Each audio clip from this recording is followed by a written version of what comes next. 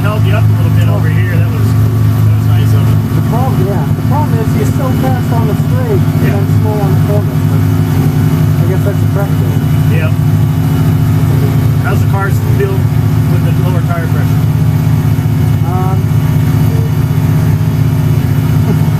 Feels better on the low speed, but not as good on the high speed. Okay, so we'll leave them where they are then. Yeah. Just leave them where they are. Although, the only thing I'm curious, is there a pressure difference between left and right? Around 3 feet back. There.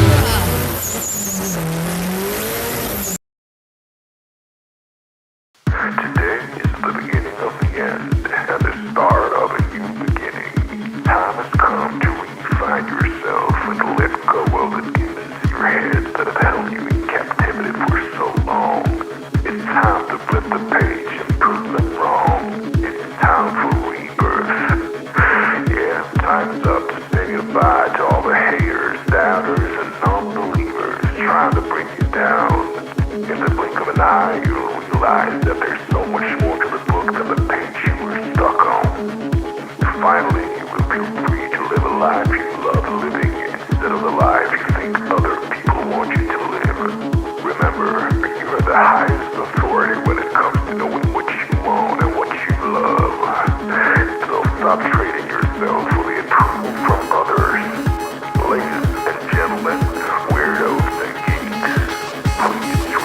after me. I don't give a fuck. What?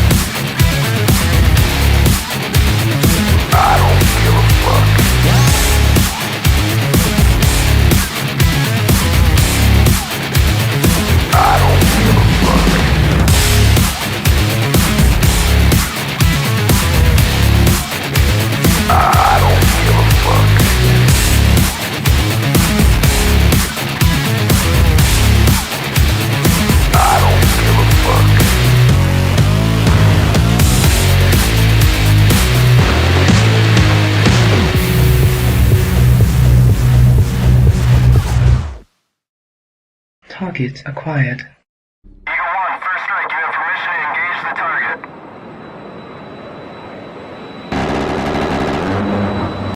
Warning: the following video contains explicit language which may be offensive to some viewers or inappropriate for children. The content within this video is intended for mature audiences only.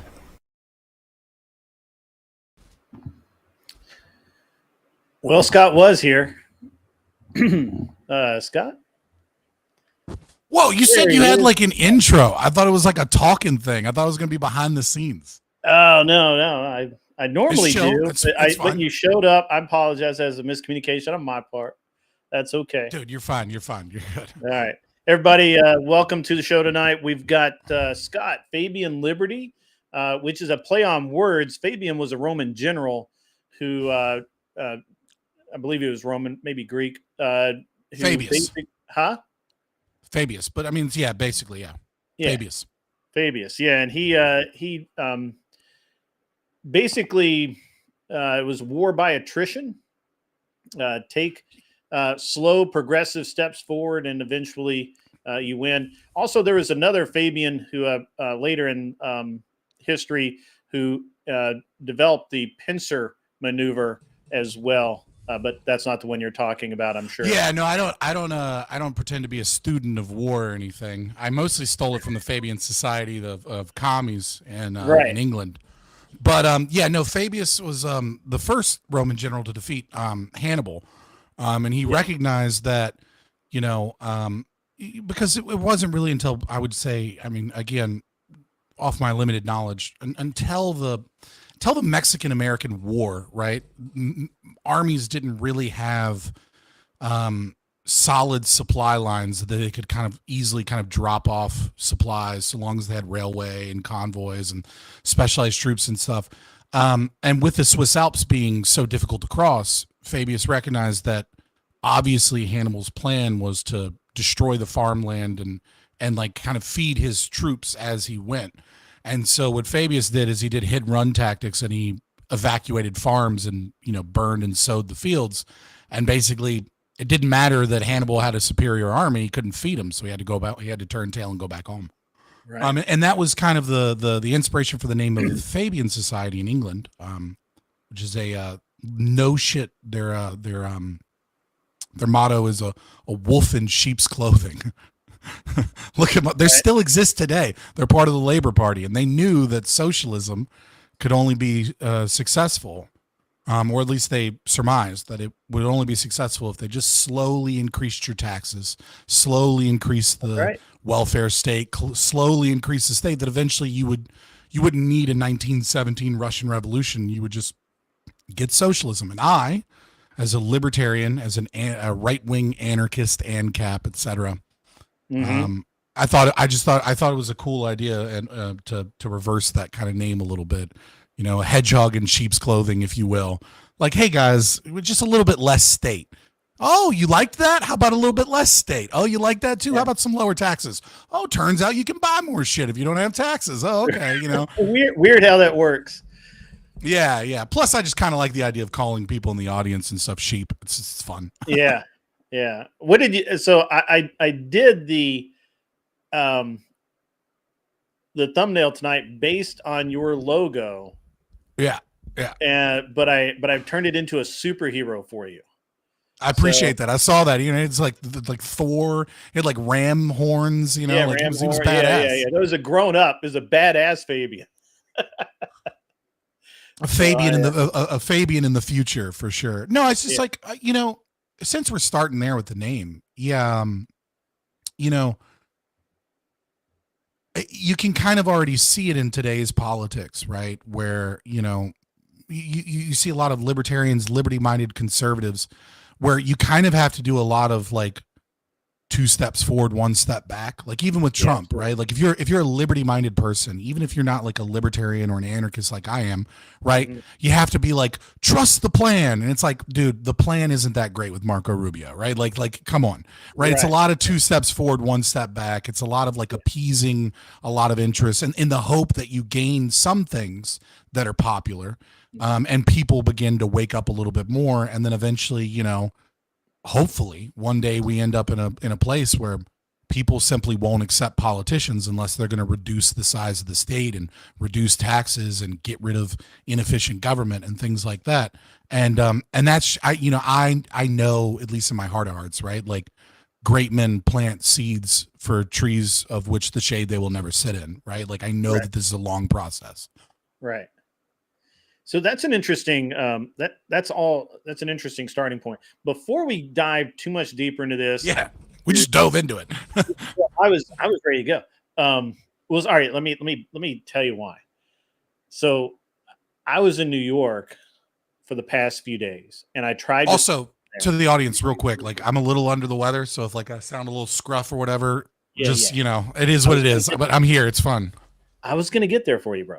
So, but just to help you understand, I was in New York for a few days. I tried streaming. I couldn't even use my normal streaming software because the internet sucks so bad. I had to go back to StreamYard, which also sucked, but not as bad. And then I did a day stream, and it was just terrible because I have my 4-year-old with me, and my wife can only kind of control my 4-year-old. So, it was pretty terrible. Yes, 13, I think I'm going to have to invest in Starlink. That's going to be, actually, I'm going to put it in my airplane because everybody's doing that now. So that they have internet and GPS at 14,000 feet. Because phones turn off at about 3,000 feet. Isn't that crazy? Biden administration and all these people were like, we're going to defeat inflation. How are we going to do it? With billions of government dollars to give high-speed internet to people that live in the mountains. And like Elon Musk is just like, dude, I was already working on this. Like, hold my beer. You know what I mean? Like, you don't need to spend billions for this. Right. You just gave like 9 people internet. Like, I'm launching satellites right now. Like, what are you doing? Yeah. So, there's an author, I'm going to get into this later. There's an author named Dale Brown that talks about a lot of the same things that Elon talks about. And I kind of wonder if Elon reads his books and goes like, yeah, that's a great fucking idea. But before we get too far down that path, and you've already kind of started to introduce yourself to my audience. My audience doesn't, I don't think really knows who you are. That's fair. and you know, that which is, but you've been around a long time. I actually went back, so in you know, because I'm a candid person. I went back and watched some of your debates. You're a really good debater, by the way. You did a Thank you. great. You had a great debate. It was basically you against two other guys. Your teammate really wasn't that great. It was Luca, I think, was your teammate. Lupa, something like that. Was it Lucas? Lucas, thank you. The Cuban. The Cuban, yes. And the other, and you Yeah, had no, two. And he's a great guy. You know, young man, especially at the time of that debate. Yes. But the reason I think he did a great job, and the reason, because I don't want to shit on him. You know exactly what I'm talking about. Yeah, I know what you're talking about. You know, there's a skill to rhetoric that he, you know, takes time. It takes practice. But he has someone that's suffered under the yoke of communism, right? His grandfather was imprisoned twice for protesting. He was very passionate against the communist state, right? And so when we were debating, I don't remember the exact topic. We were debating two socialists, I think maybe on like on Andrew's show, The Crucible, I think. Yeah. But yeah, no, sometimes, you know, great debate, you know, as Plato, when he created his Plato's tripartite, right? Pathos, ethos, logos, right? Mm-hmm. And sometimes I think it's, you know, a lot of us, especially as we get more grounded in logic and a little bit more conservative, we forget about that passion.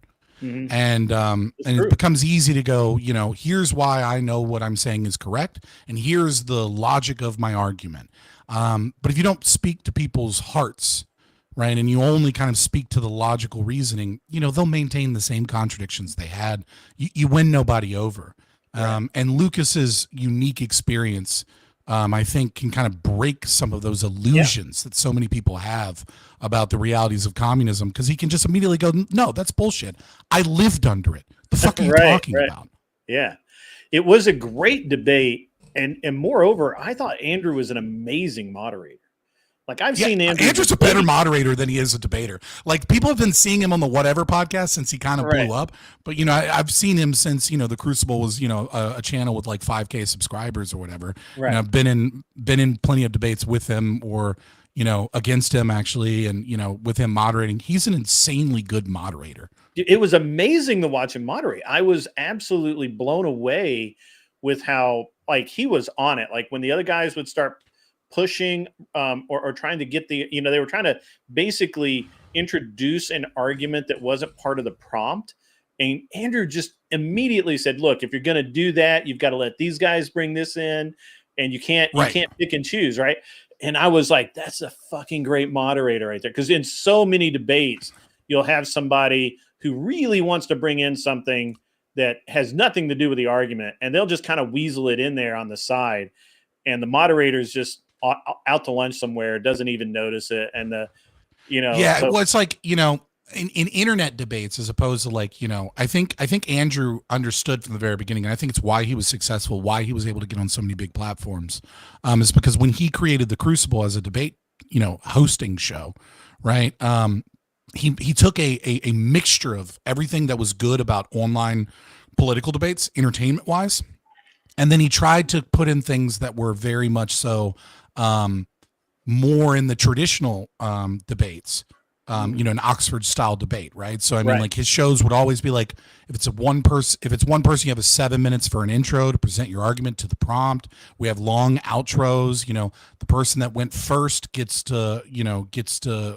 to go first again, so that, you know, because they got the first word, the other person gets the last word, right? Then there's a Q&A portion. Like, so he kind of mixes, I wish he would do more of them again, but I totally understand that, like, you know, putting his message out there is going to be more important going on a giant podcast than like two random nobodies, you know, hosting a debate. Well, he, you know, I think that it's, and I didn't mean to get off on this. I think The Crucible, it's whatever, dude. Yeah. I think The Crucible's really kind of trying to find its footing right now with the debate versus the entertainment side. And I'd really like to see the debate side kind of pick back up again. Not that I debate a lot, but I think I enjoy watching debate. I learn a lot from watching other people debate. So that's really good. I think he needs to find a really good employee. That's what I think. I think he's gotten to the level of clout now where he needs to find somebody that he can really trust, that he can I hire think and he put on has, his like, payroll so that he can put out, like, I mean, like someone that can moderate debates in I his got you. stead. Yeah. Like somebody really good at that, somebody young and up and coming, but and turn it more into a media thing. Yeah. Because you can't do both unless, Right. because he's only one man, right? You know, like Sure. you can't be in New York to be on a podcast and be doing like hosting. I mean, can, but the quality suffers.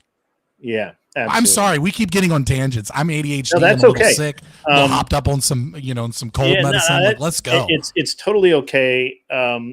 So just really quickly, if you could just kind of, because I keep derailing you, if you can introduce yourself to my audience, talk a little bit about what an ANCAP is, because that's the hardest portion of your. Like, I understand so you are the most libertarian person I've ever heard speak. Most libertarians I find to be basically kind of, no offense, retards. And you're I've listened to you now quite a bit. I've watched you on Prime Chaos. I've watched you in other places. So I've and it took me a few months before I said, hey, you know what? I want this guy to come on my show. I want to see what he has to say. I want to see what everything's about. And so again, I actually find you to be an amazingly centered libertarian-ish kind of guy. You seem more conservative than libertarian to me, but I'm not. I'll let you define yourself. So first of all, hi, I'm Scott. The channel name is Fabian Liberty. You can find me Fabian Liberty pretty much everywhere. Don't go on Twitch because I'm not on Twitch right now. I started on Twitch with my roommate. But yeah, there's that. A little history of me. I was a angsty communist teenager. And I had, life experiences, grow up, and I read a lot of theory. And the more I read and the more I experienced in life, the more I began to realize that, much of what I believed was based upon envy and resentment. And a lack of personal work ethic. And then those things also, and then you start to see the lies, I eventually found myself to the center and kind of like a normie libertarian. And then from there, theory and reading and being able to like understand the philosophy, really not just the ideas or the message or the people, but the philosophy. And I mean the really nitty gritty, deep, reading Man, Economy, and State for the second time philosophy pulled me all the way down to being an anarchist. Now, when I say an anarchist, most people think of teenage kids clad in black, Antifa, ready to throw away everything because they can't stand the fact that, they can't handle, their 30-second, therapy session talking about the fact that they have, that they got C's and, and it's just, life is so hard. Right. And, what I really say when I say an anarchist, I mean it like Andrew Bellegrew, right, who wrote the Anarchist Manifesto, who came up with the symbol with the A inside of the O, which means, anarchy is surrounded by an O on purpose because it means that anarchy is encapsulated within order, within rules. He believed in private property rights. I mean that in great people like Lysander Spooner, Benjamin Tucker, Josiah Warren. These are all American individualist anarchists that fought against crazy leftists. And it wasn't until Herr Most, the German commies came in and started blowing shit up that the name anarchism really became tainted with this leftist collectivist kind of ideology over here. And a great man, Murray S. Rothbard, began reading in his parents' library and eventually tracked down this guy. He was like, who's this Benjamin Tucker guy in the 1950s? And he searched, and there was Liberty Magazine was held in one New York library. No one else had copies of it. He'd almost disappeared from history.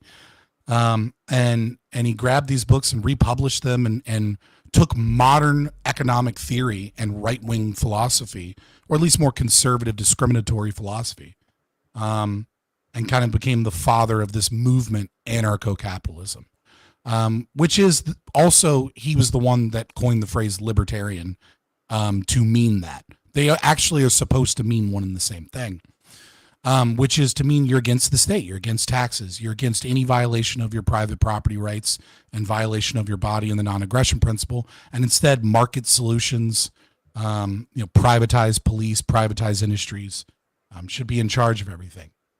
So that is what I believe. If you read a lot of Hans Hermann Hoppe, is one of the big three names within libertarian theory.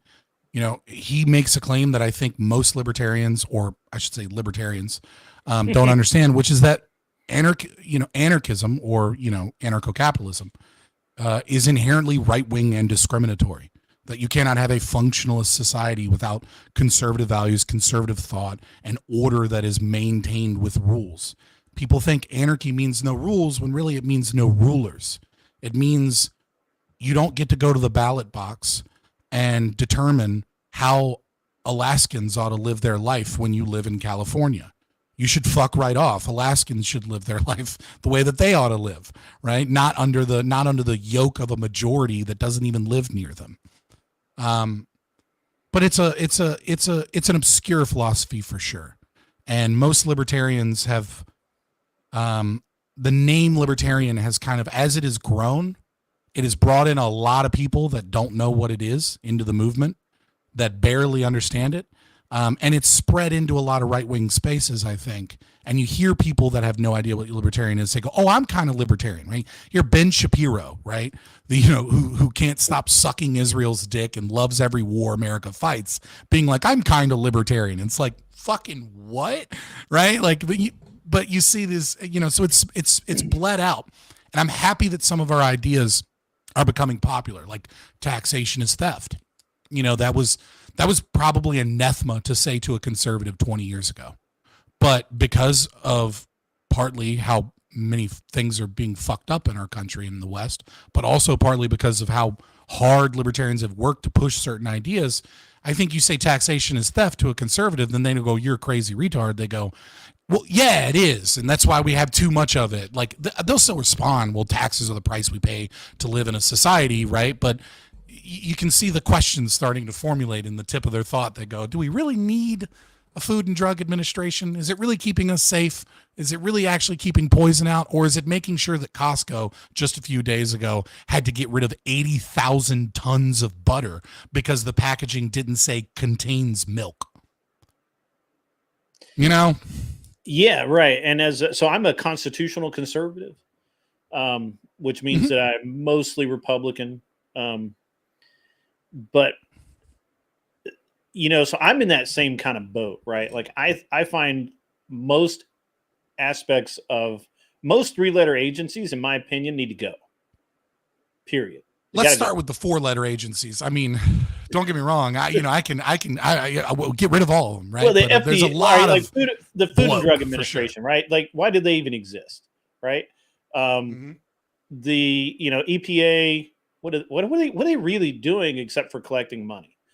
DEA, what the EPA is doing is protecting corporations from lawsuits when corporations poison and kill Americans by saying that they're there to protect us, when really they're just there to protect profit of these massive corporations that really buy and rig the game.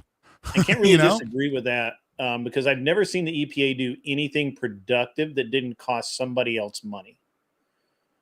And in my opinion, honestly, all of the 3-letter agencies to me are simply a method of the government to reach into my wallet and move money from my wallet to their wallets. And that's all I see. That's the way I see it. It's the way I've always seen it. And it's gotten worse over my lifetime. It's gotten to the point now where, I remember thinking, well, I hate paying taxes, but it's, it's a fairly low percentage. It's okay. It's the cost of doing business, the cost of living in America. And I like living in America. So, okay, we'll deal with it. And in my lifetime, I've seen that go from, I don't like it, but I can live with it, to holy fuck, you're killing me. Right. Well, I think there's this concept in sociology, right? Called the submerged state. And basically what the submerged state is that like most operations of the state kind of go without notice. right? Like we don't really know all of the machinations of the state. And so it becomes important in sociology kind of for a different reason, which is tangential here, I'd say. But, like in the Nordic countries, they have like a baby box, right? So when a baby's born, a box shows up at your door and it has like all of the essential things that you need if you're going to have a child. Sure. We don't do that in America, right? What we do is we give you the earned income tax credit, right? Well, you kind of don't see the earned income tax credit until tax day. And even then you're already paying taxes. So like, you don't really think much about it. Whereas in the Nordic model, you go, oh, the government cares about me. Oh, isn't this so nice? And this is so sweet. So there's a difference of like what you see and what you don't see. And so I think because there's so many things that go on in the state, it's not until you're forced to see it that you begin to be like, dude, just how much am I paying in taxes? Because like one day you're like, oh, they took $1,000 out of my $4,000 paycheck. I get it. Like we have to defend our country. Like we need protection on our border. Like we need funding for special needs kids. They're, impoverished children that maybe should get some free school lunches. And then one day you're like, well, wait a minute. Doesn't my employer also pay these same taxes for me? Wait a minute. Aren't I getting taxed through inflation? Wait a minute. Aren't I paying taxes at the grocery store? Wait a minute. Aren't we paying import taxes? Wait a minute. Isn't there a death tax? Wait a minute. I just invested for the first time in a mutual fund and now I have to pay a different kind of tax I've never heard of on like the money I make. And then before you realize it, when you compile it all up, you realize that like if you're in the middle class or wealthier, something like 50, 60, 70% of all your money is taxed in one way or the other. Yeah. And so if you ever really want to learn how to hate taxation, open a business. And actually, I actually didn't. And again, once I was able to really play, and I don't mean to talk about myself here, but I'm going to give you an example. No, this is a conversation, brother. Okay, good. Go. Yeah. So here's the thing. At one time I had 4 businesses and maybe 5 at one point, all at the same time, but definitely 4 at one time. And I had 60 employees or so. And I was deducting a lot of money. Like I could pay myself whatever I wanted. It didn't matter. My wife could make whatever she wanted. It didn't matter. I had enough deductions. I was spending enough money and employing enough people that my actual tax burden was pretty low. Right. Mm-hmm. But I still paid sales tax. I still paid property tax. I still paid a lot of taxes. Right. Well, then I retired and my wife changed her career up because she wanted to keep working and she started making a ton of money. And plus I have investments that I'm making money on and all of that. In the last 10 years. Notice chat. He said, I'm going to tell a story about myself. And really, he's just been going for 30 seconds bragging about how rich he is. Yeah, they all Anyways, I had so much money. I didn't know what to do with it. Do I buy a yacht or a new house? Right. Well, at one point in time, I was like, I felt like I had money. I felt like I was wealthy. Mm-hmm. And then my wife keeps working and she makes pretty decent money, comes back. The last 10 years, we've paid 6 figures a year in income tax. Income tax, brother. That's just income tax, yeah. Yeah. That's not property tax, which I get to pay. That's not my state. My state doesn't have tax anymore, thank God. But that's not sales tax, use tax, right? Vehicle tax. It's not inflation. Don't forget everything. Inflation is a tax. Like, and I'm sitting here looking at this going, when I tell people how much money a year I end up with or I have before taxes, it's impressive. Once I factor in taxes, you're right. It's half. If I get to keep half, I feel really good about it. And that's with every possible deduction I can have as a non-business owner. Like I don't have anywhere where I can just like, strike through things and expense it out or anything like that. And, right. Well, I mean, so you're kind of, I can kind of guess your wealth, right? But you're kind of in the sweet spot to be the most overtaxed section of the economy. Right. No, you're right. because if you were richer, like if you, and this isn't to insult you, right? But like, let's say you were not in terms of wealth, but just in terms of money you were bringing in, like a multi-millions a year, right? Well, then you wouldn't you would take that money, you'd immediately invest it out of your ownership Yes. into stocks, bonds, other investments, right? And then you would get property, right? And then you would be able to benefit from asset inflation as opposed to being hurt by inflation. And then the money that you use on a day to day, you would get large loans from the bank. And yes, you'd have to pay interest on the loans, but guess what? When you calculate taxes and the interest on the loans and inflation anyways, you'd be paying way less taxes than somebody in your current income bracket. That is all absolutely correct. Here's the thing. Because of my wife's job, we couldn't own stocks and other sort of things. It was a FINRA thing. So all of the only place we could park money really has been in property. Yeah, has been property. And there's only, and even then that I pay property tax every year on that. I mean, it's that's the trick that people don't tell you about inflation, right? I mean, there's a million lies that are told about inflation, like the fact that they can even accurately predict or even tell you what the inflation rate is, right? The inflation rate ended up, the CPI is like half bullshit. It's half magic. But setting all that aside, weird magic. Yeah. It was like, well, like goods don't stay exactly the same as what they are. You know what I mean? Like there are different goods that enter the market that are, that people switch to, et cetera. But like, that's what they don't tell you is that like, well, why is it that the Federal Reserve, when America spends too much money, does quantitative easing and buys property? Right? Why does that do that? Well, they do that, one, because it's a safe investment as far as they're concerned. And number two, because it causes asset inflation. It causes housing market to go up.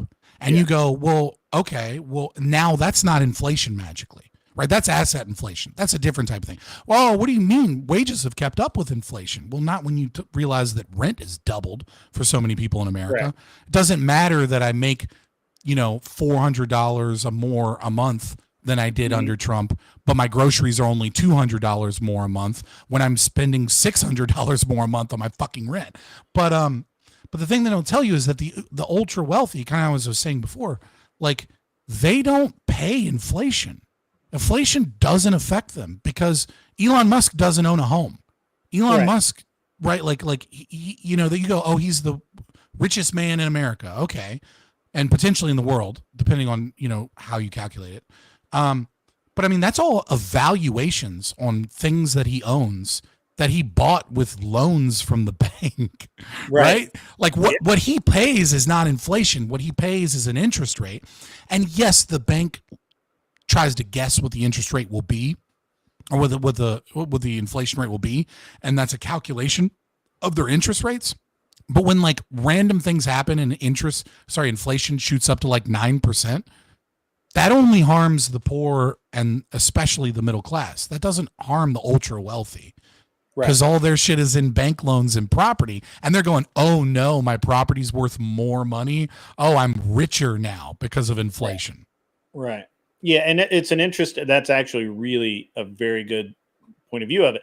And to that end, one of the things that we've done is we've started a real estate fund. We're basically doing a investment fund to purchase real estate. We've raised, we've had our first round of funding over the last couple of months, raised about $3 million, and we're going to end up owning. I think our first market, we're going to run about 50 properties in a market, and then but that's the only place I can park money right now. That's it. There's nowhere else, and it's an interesting. It's very interesting, I think, in the way different people think about money. I was listening to a discussion on Mr. Glenn Lawrence's channel yesterday as I was trying to get on an airplane to fly home. I couldn't get on. I wanted to be on that panel so bad because they were so wrong. They had a leftist, a Canadian leftist at that, who was trying to explain how businesses and corporations use up resources that they don't pay for, that cost the taxpayers money, and therefore it's better to not have, or it's better to not have those larger corporations and have smaller businesses that are run by the government or in association with the government, and that way we could establish a living wage And it was a really roundabout way of thinking. I'm not explaining it very well, but it was I'm trying to think about the argument here, right? So essentially the argument is that businesses waste money, and that the government will be more efficient at nationalizing these industries and like bringing it down to the people and having a living wage, etc. Yes, that the government should be involved in this and tax those countries extra heavy, because without that taxation, those companies are bandits, and my camera's just freaking out right now. I don't know what's up. Little trick: take your fingers and snap in front of the camera. Let me try that. Yeah. Oh, you might be farther away than I thought. Oh, sometimes if you just like cover it up and snap like right in front of it, but if you're too far away, it's whatever.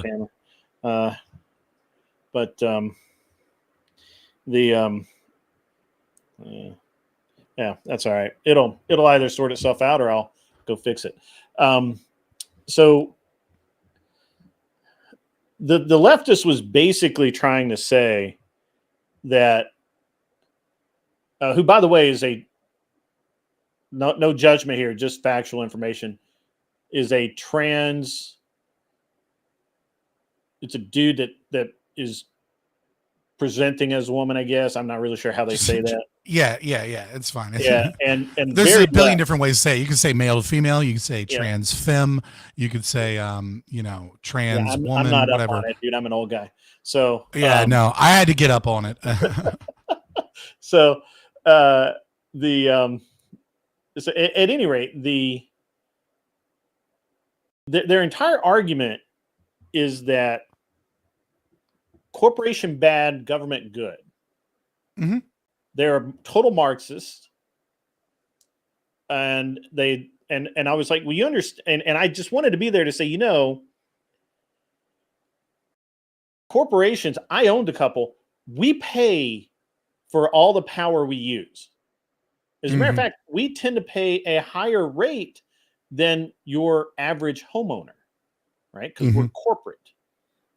And even though we may use a lot of those resources, the reality is those resources are there because our money provides the capital to build those things and to improve them.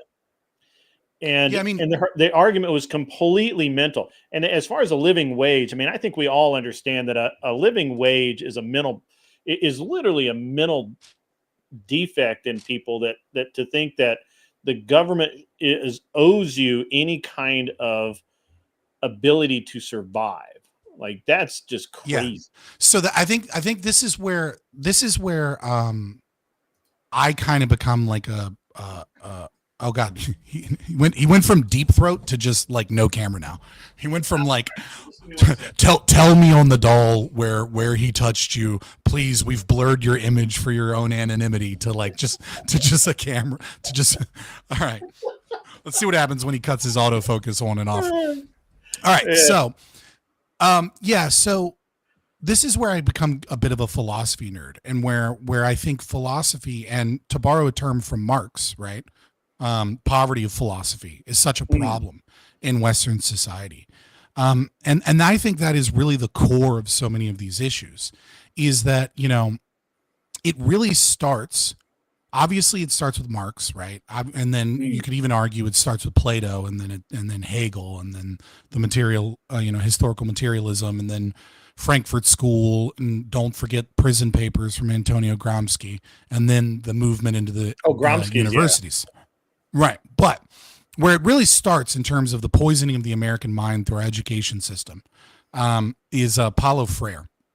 Right. Now, Paulo Freire was this guy in Brazil, and he was a Marxist that realized that we needed to come up with a way to teach people to be Marxists via the education system, but not explicitly teach them Marxism. We want to teach them class consciousness or critical consciousness. Right. And the way that so he wrote this book called Pedagogy of the Oppressed. Now, if you go to Google and you just search Google Scholar, you'll see that Pedagogy of the Oppressed, just in English, has over 180,000 citations in universities. And that's just from the people that are willing to put his name in as a citation, as opposed to like someone that's citing somebody that's citing him. You know what I mean? So the idea originated with them anyways, right? No, and pedagogy, for the people that are, you know, are like, what does that mean, right? That's just, that is the science or the knowledge or the process of education, right? So it's how do we teach people how to read, and as we teach them how to read, they become Marxists in their thinking. And over the years, we have developed an education system in our country, both private and public, and especially in college, where you're not taught how to think, you're taught what to think. Correct. You're taught to memorize for test scores, and you're not taught to, even the term critical thinking is actually a Marxist holdover. We used to say rational thinking. And then somewhere around the 1970s and 80s, we switched from rational thinking to critical thinking, which means to think critically, which means to use a critical theory lens, which means to view things through the lens of power dynamics and oppressed-oppressor dynamic. It doesn't matter, because we've kind of captured that word anyways. Like, everybody knows when you say critical thinking, you mean, you know, rationally thinking. So they lost that fight, even though they won the war kind of thing. But yeah, and so what has happened is that so many of us have forgotten kind of like basic axioms that you need to start with, and then grounding those axioms, right? One of the ones that I thought was really interesting that you were talking about is this idea of a living wage. And the concept was like, well, where did you get that from? Ah, there it is. See, not one of them in their entire history of education thought to themselves, why is it that I have this opinion that the government or somebody else ought to make it to where I have a living wage? You've never really questioned that, because the default of state of man is poverty, right? What Yes. is man except a rational being that goes out into the world and shapes the world based upon his will and action and consciousness, right? That's Like, where my name comes from. An unreasonable oh, really? man. Yeah. Oh, no. Oh, fair enough. Yeah. So did Fabian say thermodynamics? I did not say thermodynamics, sir.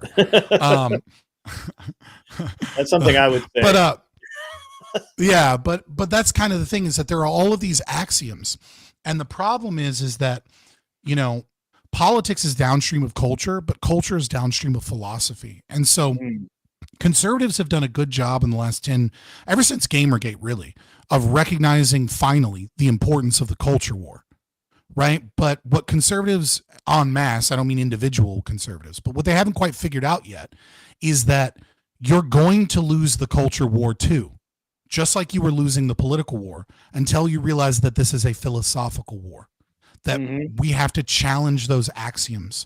We have to challenge the philosophy. There is a reason that every time you drive to a city, those churches that you used to see that used to be regular Christian, maybe Protestant churches, are now Unitarian and open to everyone, and love has no color or gender here, right? Because you're losing a philosophical war, and many people think it's a culture war. And they're like, oh, we got it now. We have to fight the culture war. The culture war is meaningless if you don't change the presuppositions and the axioms and the philosophy. And that starts in education, and it starts on calling people and forcing them into those domains. I like that you did that. You were like, well, what the fuck do you mean a living wage? It's almost like so many of these people have never asked themselves, why do I believe what I believe? Yeah, no, it's an interesting thing, right? Because, you know, I'm gonna riff off of one of my favorite comedy bits in life, and that is, you know, before I was born, I was a being of light. I knew neither time nor distance nor space. I did not know cold or hunger or pain or happiness. And then my parents had to fuck, and I brought me down here, and I was born. And now I've had to make my own meager existence in the world the best I could. Right. Sound like an antinatalist. and so it has nothing to do with what I deserve. It has nothing to do with what I'm entitled to. It's just that I'm here, and I can't do anything about it.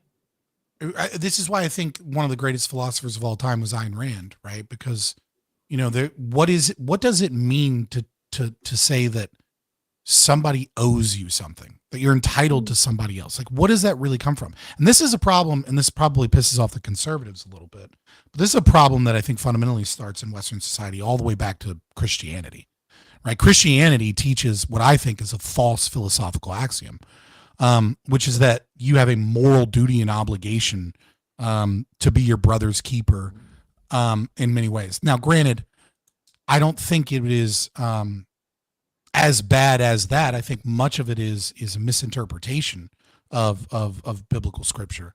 So many things within the Bible have been kind of like hijacked by a philosophy that kind of created itself in that regard. That's why I love Aquinas so much. But, this idea that you owe somebody else something, by what metric do you owe them that? Like, where is that coming from? Because what you're really talking about is sacrifice. And sacrifice is, as far as I'm concerned, is evil.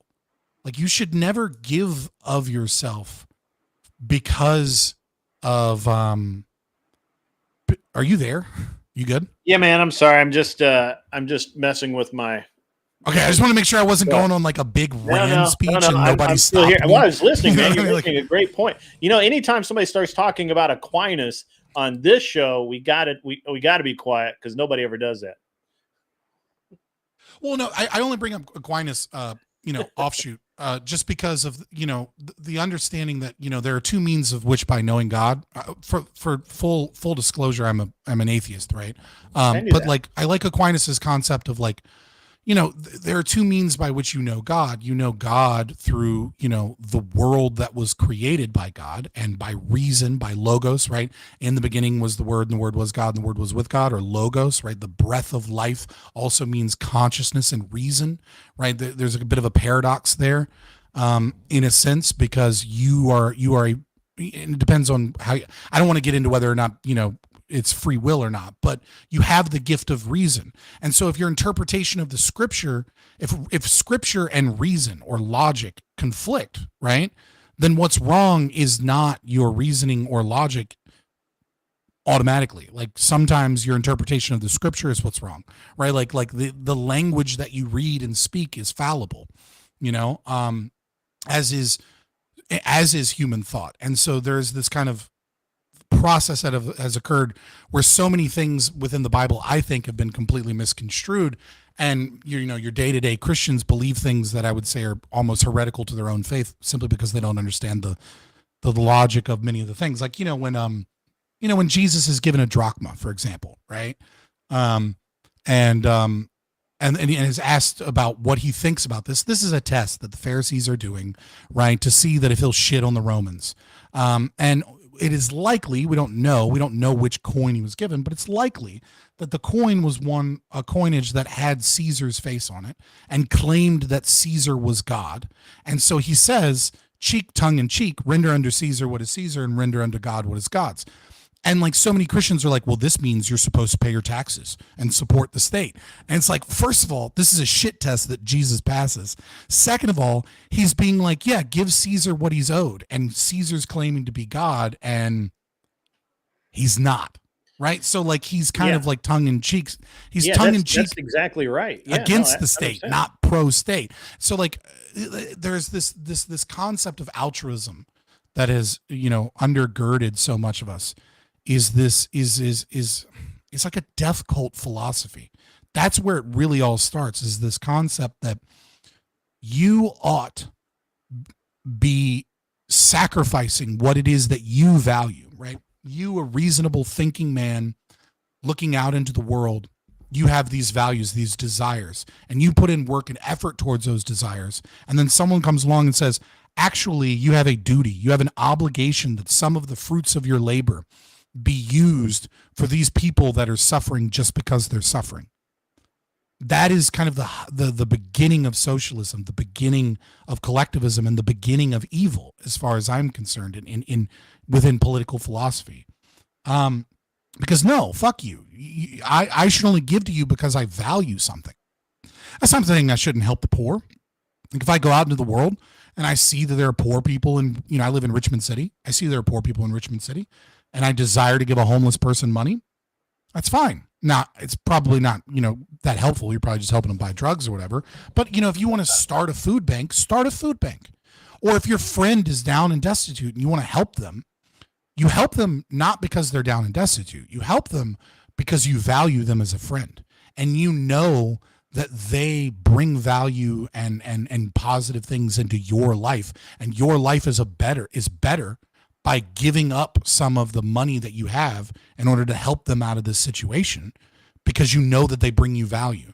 But the moment that you make it a moral duty or an obligation and justify saying suffering itself, which is the default state of existence to a certain degree, is justification for stealing what it is that you value and giving it to someone else. Well, then now you've created a world in which the world is disincentivized from that which individual men value towards violence and theft. I mean, it's the height of evil. Violence, theft, and the destruction of moral value. That's what you are saying you are for when you say we need taxes so that we can help poor people. Yeah, I mean, that's pretty interesting. Chief Wahoo, one of my normal listeners, asked, is this guy part of the Milner Fabian conspiracy? I'm not sure what that is. No. I just took the name from the Fabian Society because I'm an incrementalist. I explained it in more detail earlier in the stream. But no, I'm not a socialist. I'm just an incrementalist, and I like the name Fabian for the brand. Yeah, I actually read that somewhere, I think, where you had talked about that. Wahoo says, so he is. That's okay. Life is suffering is Buddhism. Okay. Well, I said to an extent, right? Yeah. I like how he goes, so he is. Yes. I am more anti-communist than anybody else you've watched on YouTube. Trust me. If you believe that I'm a communist, just go watch any of my debates. If you believe that I'm a socialist, go watch them. I will shit on socialism to its core. But yeah, fuck, what was I saying? I missed it. I don't know. I don't know what you were saying. I'm hopped up on fucking cold medicine, all right? Like, it's whatever. The sign you tell. Oh, the life is suffering Buddhism. Yeah, I said to an extent for a reason because life isn't suffering, right? It's just the default state of nature causes constraints. And so those strength, how a human being chooses to take in those constraints, you might define as suffering, right? But the goal of life isn't to accept said suffering as like a necessary evil of the world itself, but rather to dominate the world, to dominate nature. Like, we have been born into a world where nature is trying to kill you, and sure, make you suffer if that's how you wish to view it. But the answer that Buddhism offers to this conundrum, I think, is also part of the catechism that life is suffering, which is that, like, that is just what it is and you ought accept that as reality. It's like, no, the goal is to fucking alleviate said suffering, maybe by finding meaning, but also to utilize your will and dominate the environment around you to bring about what it is that you value. And under capitalism, under freedom, under liberty, the best way to do that is to give other people what they value. That's the best way to get rich and make the world the way you want it to be made. I mean, I can't disagree with that. I think that that's basically the root of all business, right? Give the people what they want. The root of all what?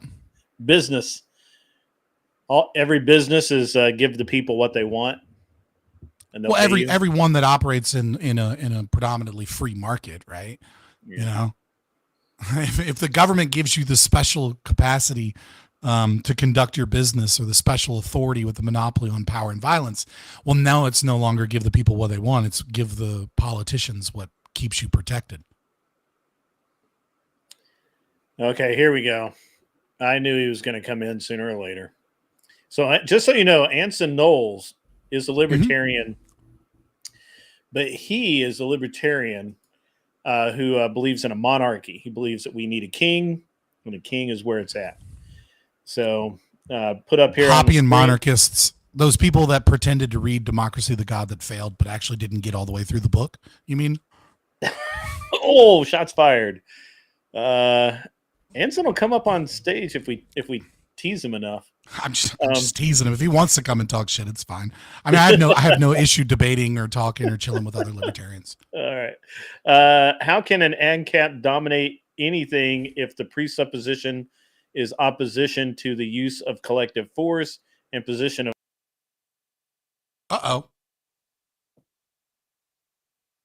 Ruh-roh. Whoa, that was weird. Kicked me off. Kicked him off too. Well, that was weird. Ruh-roh. Yeah, that was weird. I don't know what happened. Dang it, Anson Knowles. Dang old Anson Knowles. The monarchists came in. The monarchists came in and nuked the stream. So the question was, how can ANCAP dominate anything if the presupposition is opposition to the use of collective force? So, and I'll continue with the sentence, but how can an ANCAP dominate anything if the presupposition, right? So here's the claim, which is we presuppose this. What are we presupposing? Opposition to the use of collective force. That doesn't exist. Libertarianism has no presupposition to the opposition of the use of collective force. In fact, I'm perfectly fine with people collectively. Like you have there's a multitude of ways that this can be done, right? You could do it as the Amish do. You could do it as a religious community. You could do it as a voluntarist community, or you could do it in kind of like the Prospera in Honduras, right? Where, you purchase an insurance company that represents your rights. You look at all their plans and they come with certain rules that they make you follow, et cetera. And then in the event of property damage or something like that, privatized police force that the insurance company is holding goes out and does it, right? It's very much the same as the world that we live in now.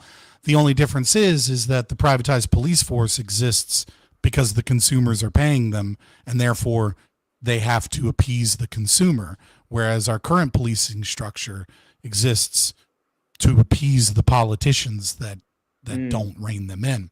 And they don't exist in a market economy, so they're less efficient and more violent as a result. But in the second half, right? So the first half is false. It's just because that just isn't. Imposition of liberty is required, even if it is incremental. The imposition requires force. So again, I think it's a fundamental misunderstanding of the non-aggression principle, right? Like when someone is an aggressor, Stephan Kinsella wrote this in, was it like 96, 97? Can't remember. The estoppel principle, right? So if person A murders person B, and then they put their gun down and they go, hey, I'm done murdering. Murdering is bad. Please don't aggress upon me. I'm safe. I have no weapons, right? They're naked in the street, right?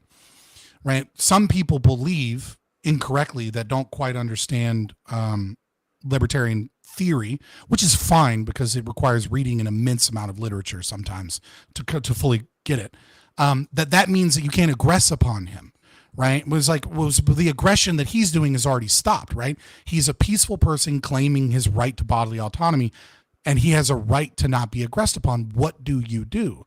And the thing is just like when a drunk driver is convicted in court of drinking and driving, and then they go to court for their second DUI, they're stopped from saying, I've never drunk and drive before. It's like, you can say whatever you want, but we have a conviction on the court record that you've already been convicted by a jury of your peers of drinking and driving, of a DUI, right? The same thing is true from the concept of aggression. You've murdered someone. You can say all you want. You have bodily autonomy, but you chose to live by the rules of the jungle the moment that you became an aggressor.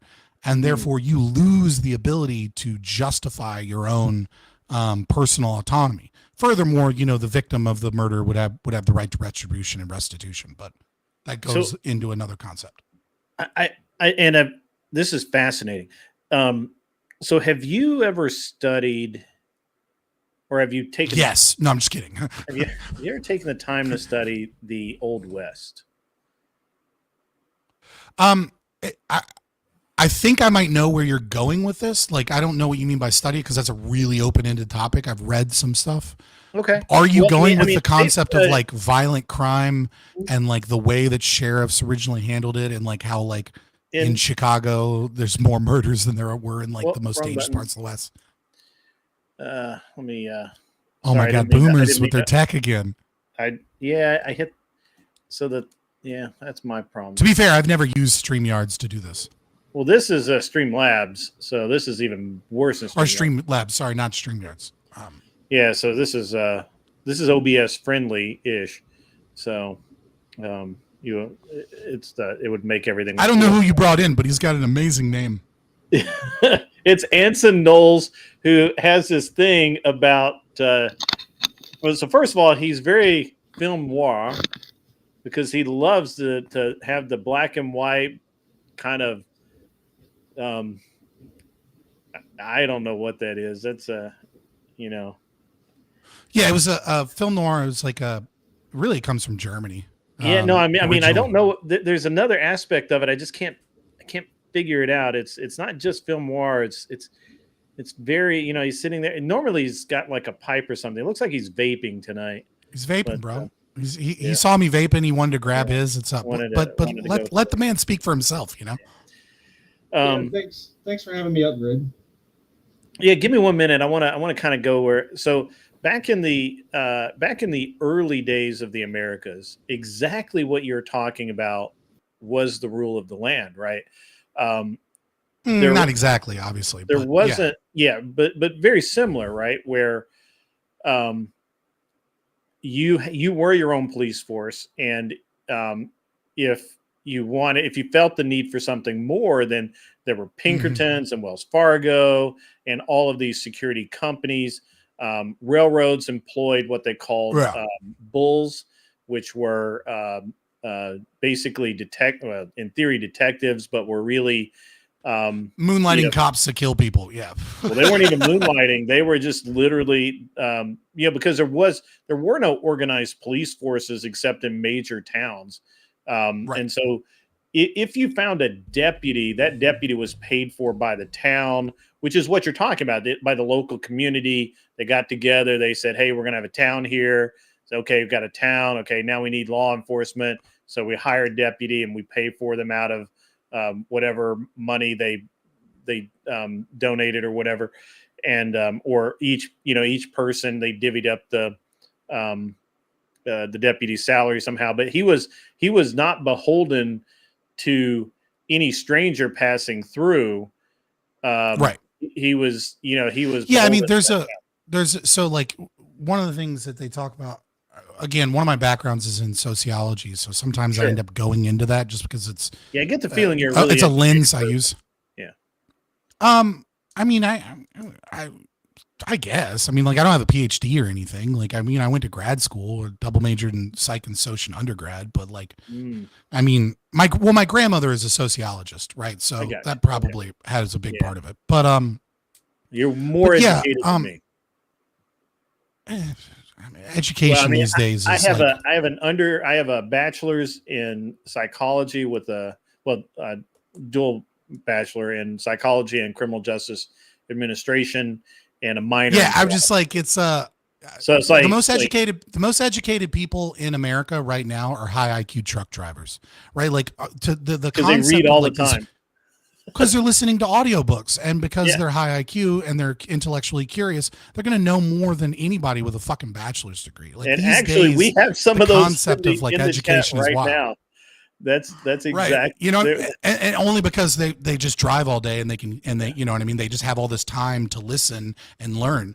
Obviously, not the low IQ truck drivers, but like high IQ truck drivers are going to be smarter than your typical PhD, as far as I'm concerned. What you're talking about is like Durkheim kind of talked about this a little bit, right, with Anime and the kind of like the alienation of like the industrialization of like society, et cetera, and like moving into the cities where everything is kind of based off of what job you do. So that's where we live now. Is what sociologists refer to as a dignity culture, right? Whereas like who you are in the world and society is kind of like around about like your titles and like your job and your education is in another example, right? Whereas like we kind of used to live in this honor culture, right? And honor culture was like, it was more of like the people around you. Is that a person that's a man of their word, right? The community would know that you're a man of your word, and that was a bigger symbol of your status within everything going on in your community than like you're the town doctor, right? Like, and these things shift over. So when we were an honor culture, I think there was part of it is technology, right? Part of it is just, isolated out in the West. You don't have a lot of the ability for the state to come in, but obviously, as technology grows, we become more connected, the internet, et cetera. But some of that is the way our culture was structured around just a concept that like me and mines take care of me and mines, right? And our community takes care of our community. Whereas like I live in an apartment building and I know like 2 people out of like the 1,000 people that live here, right? It's like we're just not connected in a way that we used to.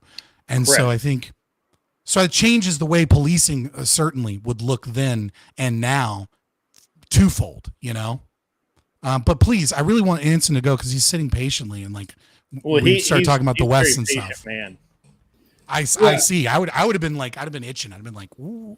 Well, he's you insulted me by accusing me of not finishing Democracy, the God that failed, and I was forced to come up here and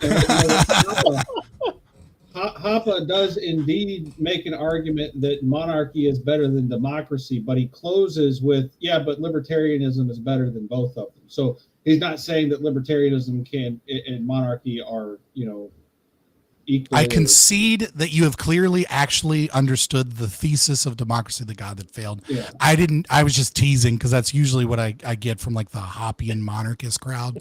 Yeah. Is like, oh, like they'll like talk about Democracy, the God that failed. And it's like, that's not the thesis of the book at all. Like, what are you doing? Yeah. Yeah. So I just wanted to defend my honor, but I agree with a lot of what you say. My background with libertarianism and ANCAP is a little bit different than yours. Mine's more on the practical political level because I'm a political activist. And I've done a lot of stuff in the Libertarian Party and the Republican Party for that matter, trying to actually functionally, achieve some sort of power for liberty concepts. And my problem isn't necessarily the philosophy side that you're on, it's the practical application side, and any kind of incrementalism is totally eviscerated by the people that actually have the power currently because they're not going to give it up willingly or even like entertain incremental steps. Their system is set up very well to prevent any kind of actual reform to occur. And like I like your idea of incrementalism as long as it's done like the socialists do. I think I should clarify here because I think I'm speaking maybe a little bit too blasé about political strategy and maybe misrepresenting what I mean. I choose to personally engage in incrementalism as an entertainer and as someone that likes to talk about philosophy a lot and as someone that likes to debate a lot as my mode of what is occurring. Ultimately, I think that the goal is going to be incrementalism in some phases, separatism in some phases, such as like the Free State Project in New Hampshire. But ultimately what it is going to do is those are, I believe, in my opinion, setting up the philosophical building blocks so that when some form of collapse of the system occurs, hopefully there are enough people with enough will and enough understanding that we get to elect a Malay as opposed to avoiding like World War III or some shit, right? Like, so I'm not a collapsitarian and I'm not a post-liberal, right? I don't vote for people that I think will increase the size and scope of the state because I think ultimately that power will be used against me. But I'm also not averse to like using political strategies to implement things that bring us closer towards liberty and closer towards private property rights. For example, like a Hoppian immigration system, right? I'm not an open borders libertarian. I don't think like, oh, public property doesn't exist, therefore we should let 1 billion illegals in. It's like you're literally just allowing them to cause the very crisis they'll use to gain more power, right? So I do think you have to have a pragmatic approach in recognizing that the state exists, right? Drug legalization is another example. I'm not for drug decriminalization at a statewide basis, because I saw what happened in Washington State, right? People were doing drugs in the parks. People were doing drugs on the public property. And it's the existence of that public property and the process of half-assing drug legalization by not actually allowing it to be federally legal and not allowing companies to get involved that resulted in disastrous consequences that only backfired and made people that were pro-liberty turn away from that because they don't want drugs done in parks, which is a very reasonable thing from like a parent or societal perspective. So no, I don't think incrementalism is the only way. I think it's one of many approaches that needs to be done, because what I'm hoping I'm doing is waking more people up slowly to the philosophy so that people that engage in pragmatics like yourself might be able to gain more power in putting forward those positions. But ultimately, my theory, my hypothesis, is that it does eventually all come crumbling down, because we're headed down a kind of a spiral when it comes to debt and so many things. And when it crashes, I'm hoping there's enough of us that choose someone like Millet, that is, radical privatization, right, as opposed to some other socialist. Right. And I think that's the role that I best fit based upon my talents and my goal and my show. So I don't begrudge you of that in any way. But again, I am not a post-lib, and I do begrudge some post-libertarian strategies where they're like, well, fuck people's rights because the other side's taking them away. It's like, well, no, now you're not really helping. You're just causing more problems, and it's unjustifiable. Yeah, no, and that all makes sense. But one other point that you made was related to the NAP, which was the basis of my criticism, which I levied because some people don't have a response to that. You actually had a pretty damn good response to it. The non-aggression principle is not it was not supposed to be a philosophical tenet of the Libertarian Party.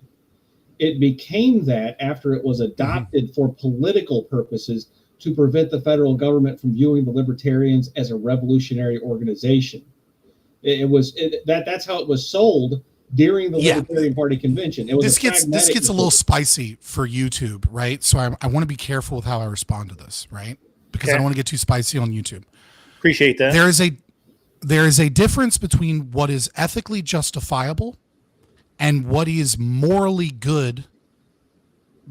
When I say something is ethically justifiable, I am not saying you ought to do this, or that this is good, or that this is the right thing to do, because once we fall out of the domain of once we're in the category of ethically justifiable, not everything is morally good. So for example, prostitution is ethically justifiable. You have a right to sell your fucking body to as many people as you want, and men have, mostly men, right, have a right to pay somebody that wants to sell it and voluntarily utilize their services, which in this instance is, fucking a prostitute. I don't consider that morally good. I would consider that morally wrong. I think it's destructive to society. I think it's destructive to the people that engage in it. I think it's unhealthy and dysfunctional for a whole ton of reasons. And I would never allow it in any society where I was the private property owner or I had a voice in our community. I would say, go to that fucking Las Vegas Tortuga, town over there, because we don't play that fucking game here. That shit's gross. We have kids here. We're not trying to have a bunch of degenerate freaks here. The same could be said very clearly. Don't fucking take me out of context of everything else that I said. But I'm going to say something very harsh. The same could be said of grabbing any firearm you have right now and blowing the brains out of any police officer, regardless of whatever they've done. Now, should you? No. Is it a good strategy for bringing about liberty in America? No. Is it morally good? Well, there are a bunch of different ways that we could say that's morally good or morally bad. Is it ethically justifiable that the violent enforcers of state policy that steal from you, control your lives, and as a daily part of their practice violate a constitution that they said that they would uphold, such as your Second Amendment rights, your Fourth Amendment rights, civil asset forfeiture, all of these different domains, that they are violent entities that consistently violate your rights and are a standing army within your town? Is it ethically justifiable to blow the brains out of any police officer? I don't care if he's a dad or a good person, whatever. It is ethically justifiable. But I would also say that it is absolutely giga dumb to do such a thing because you do nothing to help our movement and you do nothing to give people liberty by engaging in that behavior, because it's just not a viable strategy for gaining freedom or liberty in any way, shape, or form. There will be another cop there tomorrow, and then they will just go, look at how violent and crazy these liberty people are. This is why we need socialism. So that's my response. Yeah, no, man, that was terrific. That's excellent, actually. That's really good. And it's funny because I'm going to do a show on Friday evening about civil forfeiture and how the DEA is specifically targeting travelers carrying cash. Mm-hmm. And there's nothing you can do about it. There's been some crazy stuff in civil asset forfeiture. My favorite one was police officers that were waiting outside of a Walmart and then checking people's receipts to see if they kept the receipt. And then if they didn't keep the receipt, just accusing the TVs of being stolen TVs. And then, oh, wow. And then, there's been some crazy ones, but it's a country of 350 million people, something like 60 million, somewhere roughly, last time I checked, police interactions occur every year in America. You're going to find, it wouldn't even matter if they were privatized or, living in this whatever utopic worldview you want to concoct in your head. You're going to have corruption. You're going to have evil. You're going to have people absolutely. that And abuse I think whatever power they've been given. But it is hilarious. And I think even without being corrupt, just the way the laws are written, it has turned the police into a corrupt agency that has no basis in reality that I live in. So that's just my. So you were talking about reading Rothbard earlier. His book, Conceived in Liberty, the fourth volume that the Mises Institute put out a few years ago, goes into great detail about the corruption even in the founding of this country and how, we weren't necessarily founded on these great high-minded ideals that we've all been propagandized to believe. It was all based on individuals wanting to profit from the formation of the government and the different ways that they could. And so, it's inescapable. And my problem is, though, that the philosophy of libertarianism, ANCAP, all of it prevalent is left-wing, devoid of any kind of morality whatsoever. And it's libertine is what I think most of us that are actually fucking ANCAPs and not fucking people that read a few books and now they want to push fucking weird, queer, gender, hedonist bullshit, right? They're libertine, right? Like when you start to challenge their axioms, you'll find that they're in contradiction. Now, my philosophy is mostly undergirded by a blend, much like Liquid Zulu, if you guys haven't checked him out, of objectivism, right? Like I'm an ANCAP first. I would not call myself an objectivist, right? But I'm very objectivist in my thinking second. And then maybe like a virtue ethicist third, right? Like I don't even really value freedom, which I know is a wild thing to say. I don't really have any value of freedom, right? It's just logically speaking, that is what is ethically justifiable as far as I'm concerned. I value order. I value, happy, healthy families.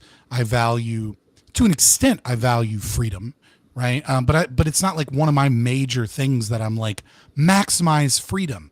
I'm not here to maximize freedom. I'm here to get rid of aggressors, right? I'm here to get rid of aggressors and spread a philosophy that leads to a functional, happy, safe, and prosperous society, right? But most libertine people, I think so many libertarians are, this guns, gods, and ganja kind of libertarian, this Chase Oliver, Prague, right. It's like, when you see it and it's like, well, when you see them, you begin to realize that they're not libertarian. Like, what is it that Chase Oliver had said? He says voting like gender is non-binary. It's like, dude, you can't be a libertarian and also hold queer theory as like right and true, because queer theory is a critical theory domain that is Marxist in origin and is designed to take down one of the pillars of a functional Western society to bring about the Marxist revolution.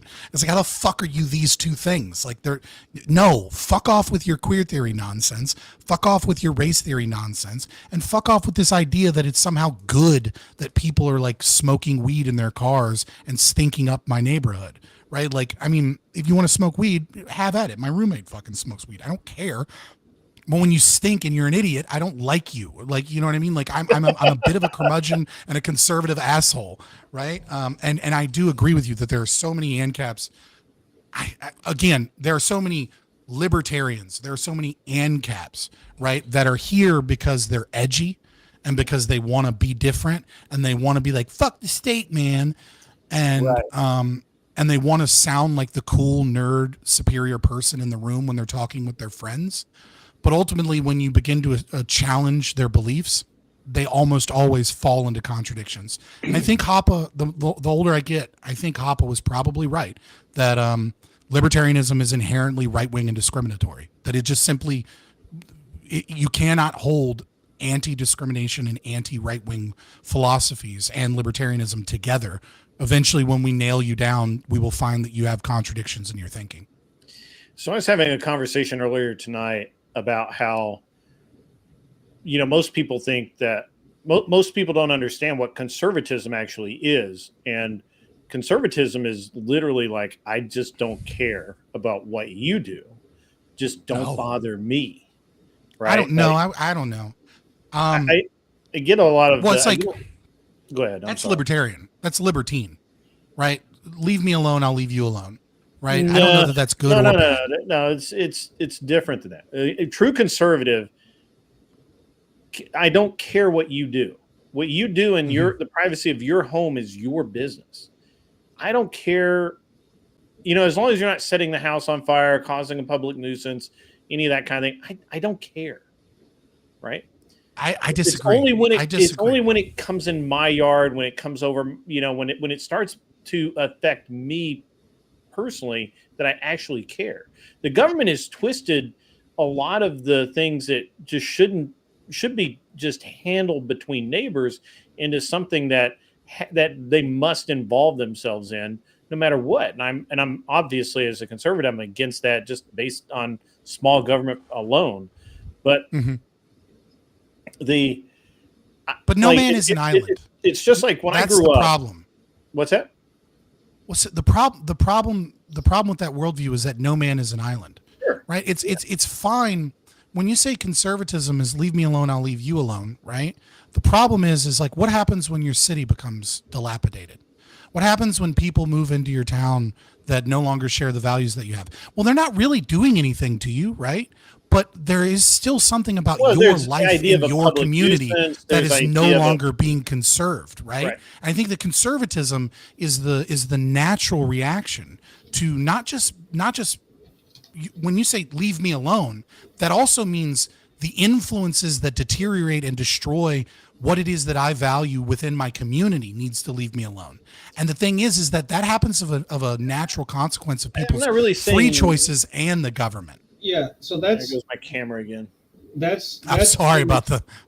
I'm sorry. I jumped on you a little bit. I'm not trying to make this a debate. No, that's okay. That's okay. And I'll push back.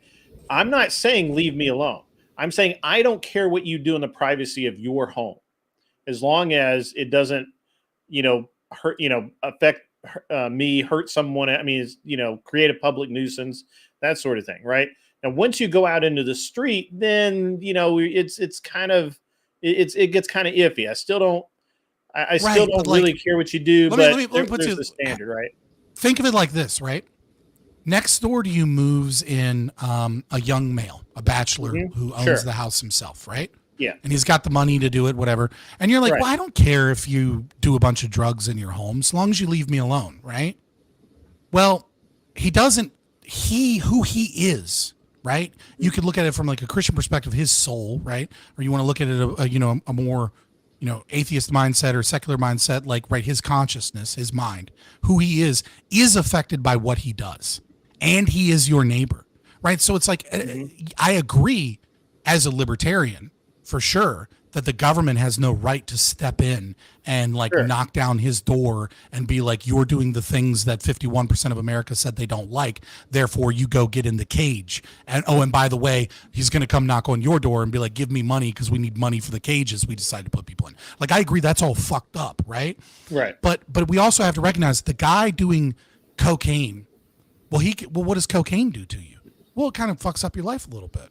makes you a little bit more aggressive, makes you more prone to high risk behavior. Well, that guy works in your community, right? That guy drives on your roads. That guy does all these Right. things. So it's like, I get that you're saying that, like, whatever, but you're saying, but once it bleeds out into the world, that's when we have a problem. But the thing is that I think the conservatism is a natural reaction to reality. And reality is what you do in your own home affects me. What you do in your own yard affects me. It might not affect me right this second, but who you are and what we are as a community is made up of the people within that community. And what the government, one of the greatest evils the government has actually done is not the authoritarian means by which it imposes rule and order upon its citizens. One of the more fucked up things it's done for conservatives is deny them the natural process of discrimination and ostracization and the rights to deny people property and the rights to deny them and discriminate against them, so that you actually can have a functioning society and community that maintains the people that don't agree with your values and don't agree with your behavior and aren't the part of the community that you want to live in. They force those people to be your neighbors because they take away your right to get rid of them until they break one of the magic fairy rules that we all have to agree on. Yeah. So, like I said, I attack this stuff on a more pragmatic level. So if you look at it from a policy perspective, Grid, like the president of El Salvador, I think his name's Bukele or Nayib, I don't know how to pronounce it, Nayib Bukele or whatever. He talks about how he basically turned his hellhole of a country around, and it was basically not accepting the concept that, it's not nice to, infringe on people's rights. It's not nice to basically set up a police state, like a lot of the countries around the world need to do to get the gang problems that are in existence under order, because nobody wants to live in that sort of society. You have to, on occasion, infringe on people's right to do whatever they want in their home, because as a collective, it's just not feasible.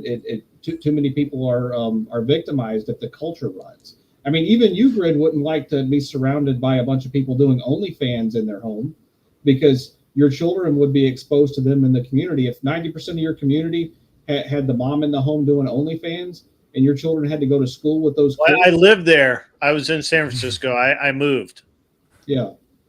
Yeah. Well, so I would agree and disagree with you, right? I agree with you from the argument that I already laid out, right? But where I think I disagree with that concept, and I want to 50-50 it here, right? Like, I think there are things that you want your cake and eat it too. Well, no, I just think that you need to split it apart and kind of talk about the issues that are different because they have principal differences differently. So, for example, when it comes to like gangs, people, if you have gang tattoos, and we know that you're in a gang and you are actively participating in the sale of drugs or the trafficking of people in a gang that murders people, right? You have effectively communicated to everyone around you, even with the ink, the permanent ink on your skin, that you're a murderer and that you hang out with murderers and that's what you do and that's who you are. I don't think they have any argument to stop. I don't think they have any fucking argument that they ought be treated any way other than locked in a fucking forced labor camp and forced to make fucking license plates or whatever it is that we want to use them. Like treat them like Uyghur Muslims in China. I don't give a fuck, right? Loan them out to Microsoft with guns pointed at them where they get filled full of lead the moment they try and escape the factory. Guess what? This is what you do 16 hours a day. I don't give a fuck about your feelings.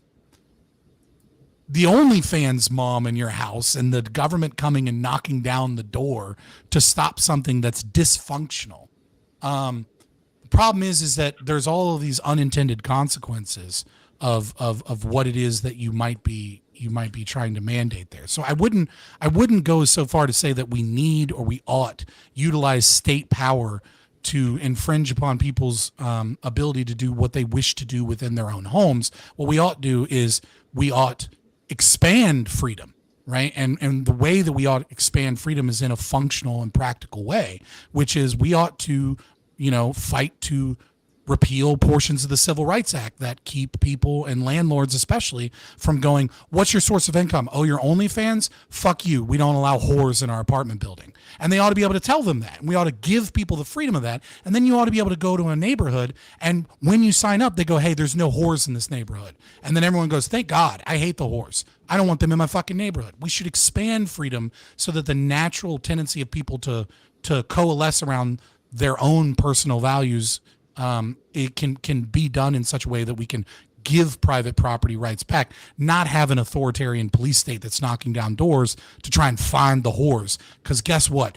The whores will always be here. Like, no matter what we do, they will spring up. It is like it will always be there. It will just cause more problems, more taxation, more money, when really we need to expand liberty so that we can get rid of them in the way that humans ought naturally do so, which is discrimination. Right of non-associations or non-association Boy Scouts versus Dale 2000. I'm not sure. I'm not sure if you're aware of Imperius. He is a lawyer. He's also a very interesting person. That's not. What do you mean very interesting? I don't know that I can. He is. How would Anson? Would you say professionally bigoted? No, he's a full blown Machiavellian. He sees things. He is Machiavellian.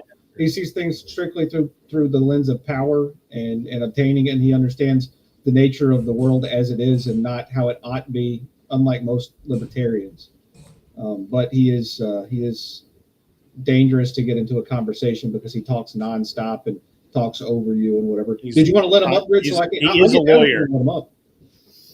Yeah, he is. I'll talk to anybody. It's fine. I'm hopped up on enough cold medicine, and I got nothing. I'm not streaming right now, so I don't have to like worry about my stream after this or anything.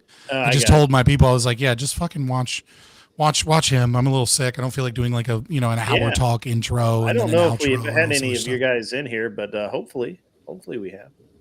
I don't. Yeah. Where are these fuckers? I don't know. Right?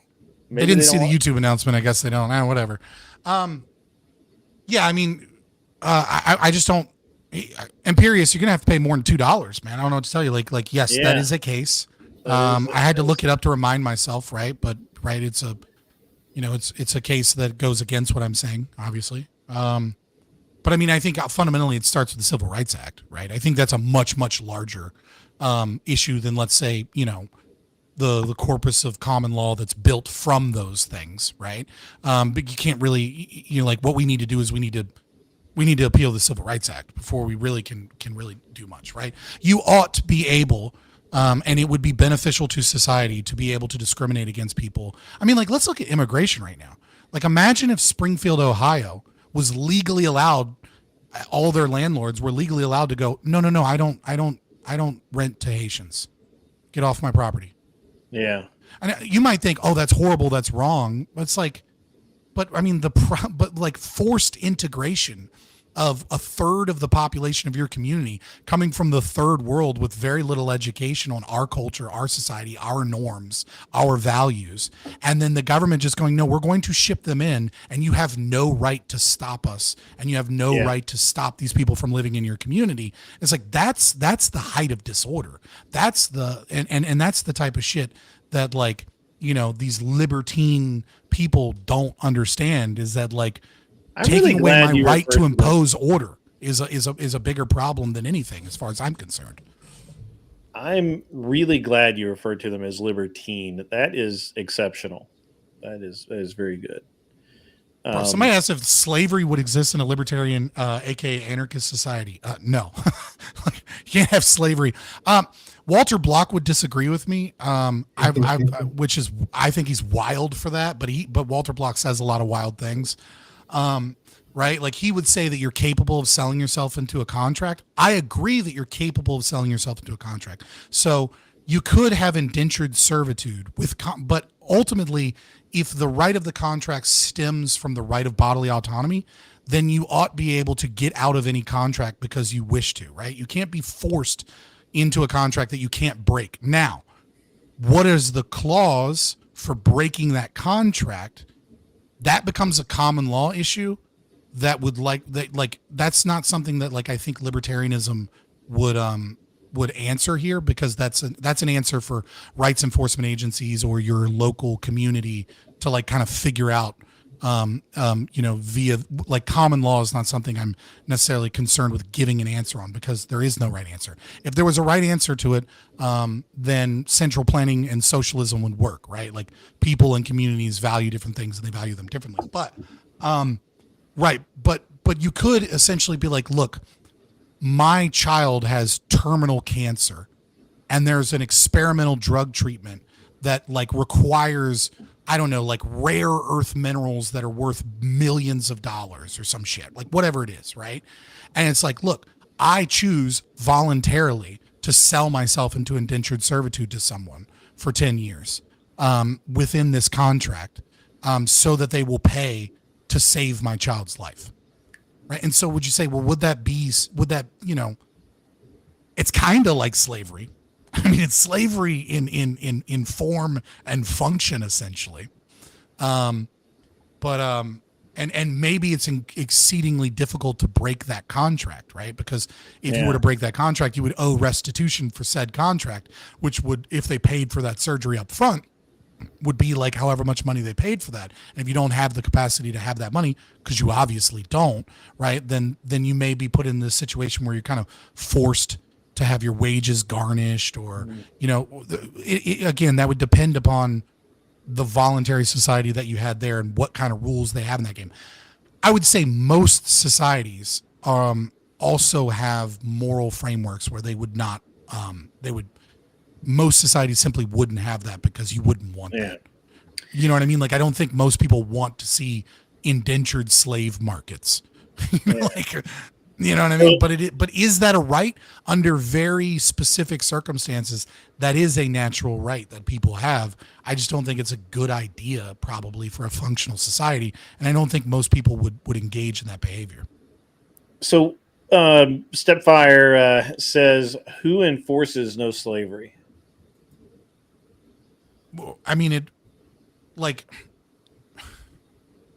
I know it sounds like I'm stammering here, but the question is asking me to envision 1,000 Liechtensteins that would all kind of have different systems, right? And then give you 1,000 answers, right? So the only answer I can give you, and again, the only answer that I actually can give you, is that it would depend upon the society that you're in. Now, there are multiple solutions to this problem, right? It is obviously a problem that slavery exists and that we want to stop said slavery, right? So how do we stop it? Well, in certain places, like I said, rights enforcement agencies, private police. In other places, it might be like a Seriously, pacifist. Shelby donated $10 super chat. Grid, make sure you make your set goals for super chats for the stream, or I'll bring the crystals out. I can't hear the details. The crystals are something Andrew's been doing. That's true, guys. I actually didn't even shill at the beginning of the stream. You didn't hear that because you're in. Yeah, it's fine. Only if you're watching on YouTube do you hear it. That is true, guys. I did not shill at the beginning of the stream. We jumped right into it. So I did not say anything about, I've lowered the TTS to $10. If you TTS, or if you send $20 and over, $20 and over, I enter you guys into a drawing, and I'm going to send out some sort of swag to whoever wins that drawing. We'll just randomize it, and all of the other things. Go ahead. I'm not gonna blow you up on stream. Yeah, I thought about doing something like that before, earlier in my streaming career, and then I spoke with a lawyer.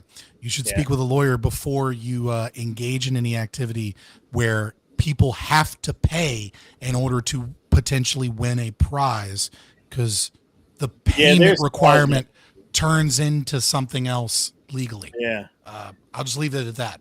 Right. Be careful. Yeah.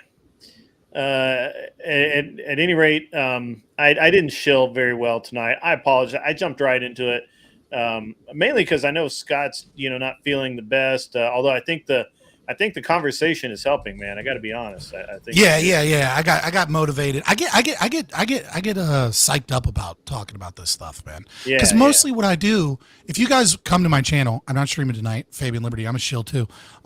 Check it out. Mostly what I do is like. I mean, like I do talk about some of this stuff, obviously, but like I do a lot of debates and I do like, certain presentations on stuff, but like just being able to have a back and forth where I can like really expound upon great ideas, or at least what I think are great ideas. And I'm not saying I own them or anything, but I just really enjoy it and it's fun to do. I appreciate you having me on for sure. Fabian, I've got a question for you. So I've been following the libertarians for quite a long time. And there was a phenomenon that occurred, an unpleasantness in the year 2020.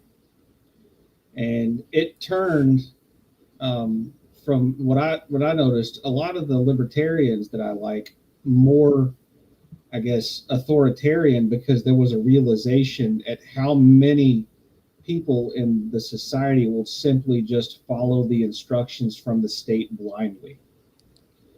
And I didn't know if you follow like Pete Quinones or any of the people like that in the post libs. Yeah. Like Tower Gang, people that are like, have essentially given up on libertarianism to become post libertarian. Right.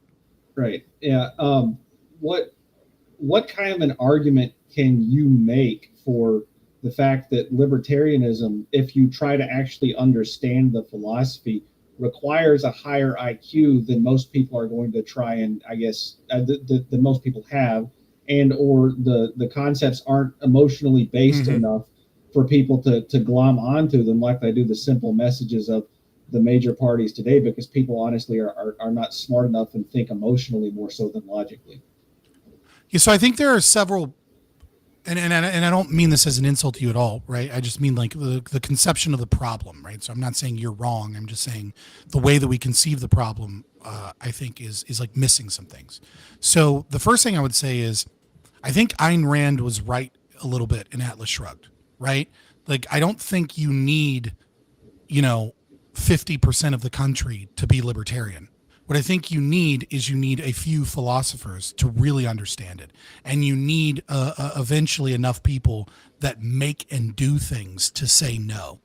But when does that crisis point hit, et cetera, right? That's kind of the whole point of that book, is that, well, obviously the point of the book is actually just a philosophical treatise of objectivism, but of the narrative, right? Is that like, John Galt, eventually decides, no, fuck you, 20th century motor company, I'm going to go away. Like the makers, the doers, the creators, because there's only a few Elon Musks in the world. You know what I mean? Like there's only a few true innovators that are constantly pushing for new ideas, that are like managing tons of like engineers and people to like bring our species forward into greatness as we go through history. And, the rest of us, statists specifically, right, are kind of leeching off of those people. So I think that's right. Number two, I think once those people have power, you don't need people to be libertarian. You just need people to do what they've always done, which is go along with the status quo, right? If you're born in a libertarian society with rights enforcement agencies and you turn 18, you go, yeah, I buy my insurance like everybody else. You don't need to understand the philosophy to know that you buy your insurance and you're not supposed to damage people's property, right? Like people get that. The other thing that I would say is about like the pathos argument, right? Like that lacks that kind of emotion. I don't think that's true at all. I think there's absolutely an emotional means of messaging and communicating these things. I think that because the ideas are kind of out there and because they're so logic based, they tend to attract people that aren't necessarily the greatest communicators, tend to attract a lot of autistic people, a lot of people that have difficulty communicating their emotions. Those are the people that tend to fall into libertarianism. So I think it's actually kind of a chicken and egg scenario, right? You look at people like Dave Smith. I think Dave Smith, as much as I have disagreements with certain arguments he makes, and I don't think he knows the theory well enough in other places and says things that are just incorrect.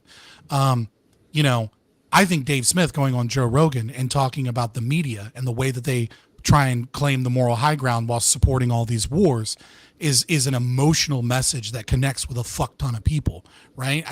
I think he's an example of someone that is, you know, despite my disagreements, is very charismatic and very good at communicating the emotional aspect of it. I think a lot of people deep in their heart yearn for liberty and yearn, even if they don't yearn for anarchism, they certainly yearn for the ability to go about their life unimpeded by the nanny state and the people that wish to control their life and like hold their thumb on the scales to make everything that they do to feed their family and to be free worst whilst making all of their corporate rich friends in a mixed market socialist economy, you know, rich and powerful whilst they get breadcrumbs.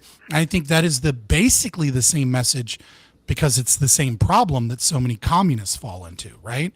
But I think communists and Marxists have a simpler, easier message to communicate. False, but an easier and simpler one. But it often preys upon the same anxieties, the same inner yearnings that people have, which is, I see these fat cats in power, utilizing power to maintain wealth and power and keep me from doing the shit that I want to do in my life. So they offer a solution to that. It's a terrible one that always leads to genocide and starvation and lack of innovation and, you know, all of the bad things that communism leads to.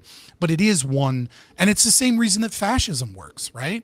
I mean, fascism is essentially communism for right-wingers when the communist threat grows and they, you know, sprinkle in a concept of free markets that don't actually exist and, you know, family values, conservative order-based, you know, authoritarian measures to maintain a society that is being infected by, you know, commies and degeneracy and hedonism and whatever other group we can blame for those things, right? Like I think all of these messages stem from the same feelings that people have, which is that this world that you live under the state is full of contradictions. They lie and sell you the concept that you live in the freest country and that you have all of these liberties, and they see fraud go unpunished. They see lies go unpunished, and they see people profit and gain power from those very lies that they know and they can see with their own two eyes.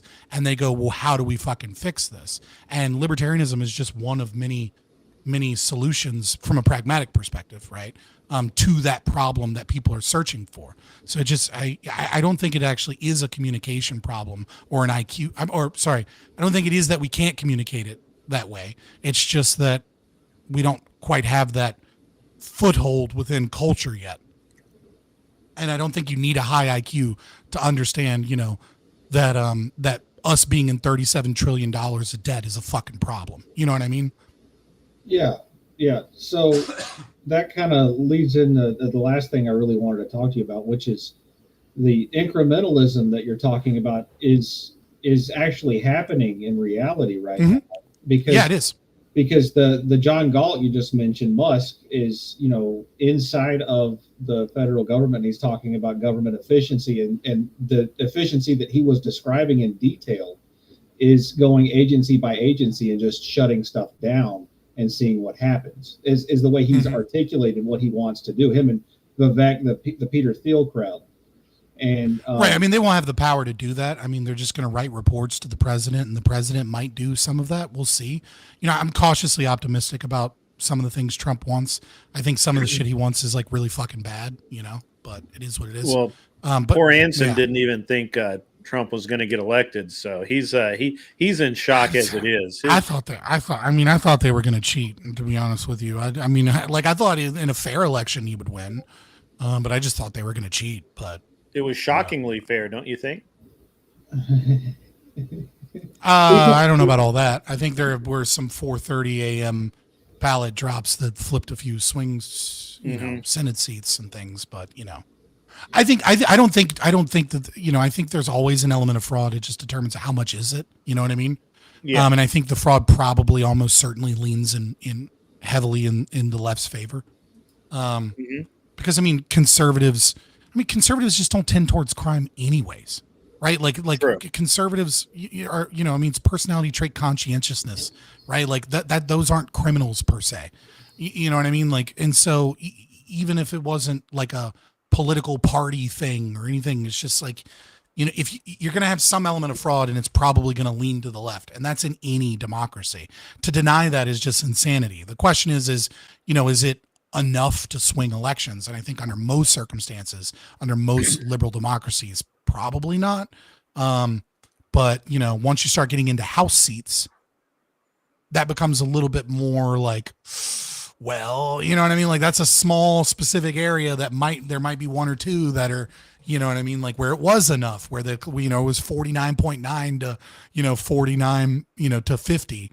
And it's all of a sudden it's like, okay, well, you know, is it possible that 0.1% of the votes were fraudulent? Of course it is. Especially when you look at every House seat, like statistically it's probable. Yeah. Well, it's an interesting thing because True, keep on trucking. I had seen there were three pretty well documented cases of Democrats attempting to cheat in the midterm and gubernatorial and mayoral elections in I'm specifically talking about Georgia, Vermont, and Virginia, and they were caught in each case. And I maintained the whole time that this was the Democrats doing test runs to see if the way that they were able to cheat in 2020 would hold up without an event like the pandemic or any of the other things that cast that shadow of doubt upon the election. Whether you believe there was anything happened or not is irrelevant. It's just, we know for a fact that they tried 3 different methods in 3 different venues where they were caught. And I'm glad I'm not streaming on YouTube. Yeah. Well, you're a little braver with your definitive claims. I'm a little more careful because I don't feel like. Well, I mean, I do wink, nudges. You know what I mean? Like you just say the shit. I'm like, all right, fuck it. I only say things that have been published. Props to your balls, brother. I'm just saying, I only say things that were published in the news. I don't hypothesize too awful much, but I do believe that there were definite. I mean, in one of them, it wasn't even an abnormality. The machine was literally set to tabulate a vote. 1 out of 3 votes for that candidate went to the candidate. The other 2 votes went to the other 2 candidates. It was in a Democrat primary for, I believe it was mayor in a mayoral it was a mayoral position in Georgia, and and it was immediately caught because they had set the machine so aggressive that in her district, or in one district, she had 0 votes, and that was the district that she lived in, and she knew her and her husband had voted in her district, so she knew that there was no way that she only got 0 votes. And then of course they said, well, and of course they challenged it, and they took in this, it was just a glitch in the machine where it was a machine error. How many have there been? Well, in the last 5 years, there's been like 200. Have any of those ever favored Republicans? Well, I mean, fucking statistically, I mean, it happens. 200 out of 200 times it always favors one side. Sure. Yeah, no, I'm shocked they let him win, but we'll see. Yeah, and it was. I don't think Trump's as radical as people seem to think he is. You know what I mean? Like his positions are essentially identical to Bill Clinton's in his 92 and 94 campaigns. Pretty and, close. And yeah. his presidency is basically the same, right? Oh, they both did southern border control. They both did a fucking foreign trade deal with U.S., Mexico, and Canada. They both bombed people overseas, but didn't really get involved in any major events or any major land invasions. They both repealed regulations on market and investment. With Bill Clinton specifically, Glass-Steagall Act. With Donald Trump, it was kind of more like small accumulation of smaller things. Like they both put in gun control, federal gun control laws. Under Bill Clinton, it was the crime bill that included the assault weapons ban. Under Trump, it was the bump stock ban because of the mass shooting in Las Vegas. That totally wasn't the FBI. And he totally wasn't an M240. Right. And, you know what I mean? And Trump was like, well, openly stated that he kind of supported red flag laws and, and explained how they would work and that might be a good idea. Right. Like the only thing they both had, scandals involving the fact that they can't keep their hands to themselves occasionally, and they like good pussy, I guess. Like right. They're the same fucking person. And yet because Clinton existed in the 90s, we just get this vague kind of, he has a force shield. So, oh my God, what are the rose tinted glasses, right? That the left has of like him as this, like, left wing icon or something. Yeah. And it's, the funny thing is like Bill Clinton should have lost that election. The only reason he won is because Ross Perot was taking votes away from Bush. Right. You know what I mean? Like, there's no way he would have fucking won if it was just a Republican and a Democrat anyways. Yeah, and that's actually why I'm so anti-third party. I'm vehemently anti-third party. I just absolutely. I guess. You know what I mean? Like, it's just like of all of the ways in which the state fucks us, like choosing, the way in which some third party, may or may not affect the way a different politician gets to fuck us. Like, in the grand scheme of things, like, I don't know that it's like really a substantive problem. Yeah. I do understand what you're saying, that like it can lead to the worst candidate between the Democrat and the Republican based upon the fact that there's a third party there. I think, yeah. Well, I mean, I would have said a lot of things differently about the LP than the LP of today, because, the Mises Caucus and Angela McArdle and Michael Heiss have destroyed the LP with stupidity and elitism. I mean, they were given the LP the reins of power, and then they just wasted money so that Michael Heiss could have money for his fucking pet projects and keep a job and fucking give pet projects to his friends. Like, they're losers and scam artists. I have no fucking interest in dealing with the incompetence of the LP until they completely like just re-wipe their leadership and come back. So in terms of a political institution, sometimes the best thing a third party can do is die. Because even the Republican Party, which I was surprised, Grid, you said that you don't like third parties. Even the Republican Party was a third party at one point in time. I don't know why you dislike the Republican Party. Why do you dislike the Republican Party, Grid? It was a third party. They were a third party. They're not now. Yeah, I know. That's my point. Not really. Yeah, I mean, the Republicans weren't really a third party, right? They really weren't. They grew out of the Whig Party, right?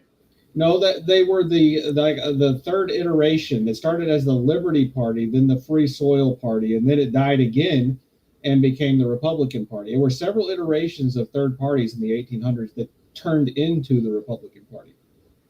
Look, you had the problem is that the Democrats were created by Martin Van Buren, and they fielded their candidate Andrew Jackson, right? And so and Andrew, and the goal of the Democrat Party, as far as Martin Van Buren was concerned, was to stop the North and the South from fighting, right? To try and like unite them under a political party that had certain political platform policy positions that like applied to both Northerners and Southerners, right? Because you have this giant, population problem. I mean, the 3/5 compromise was designed to like with a problem in mind that was already kind of like inevitable, right? Which is, the industrializing North and, in a more agrarian, much slower growing South.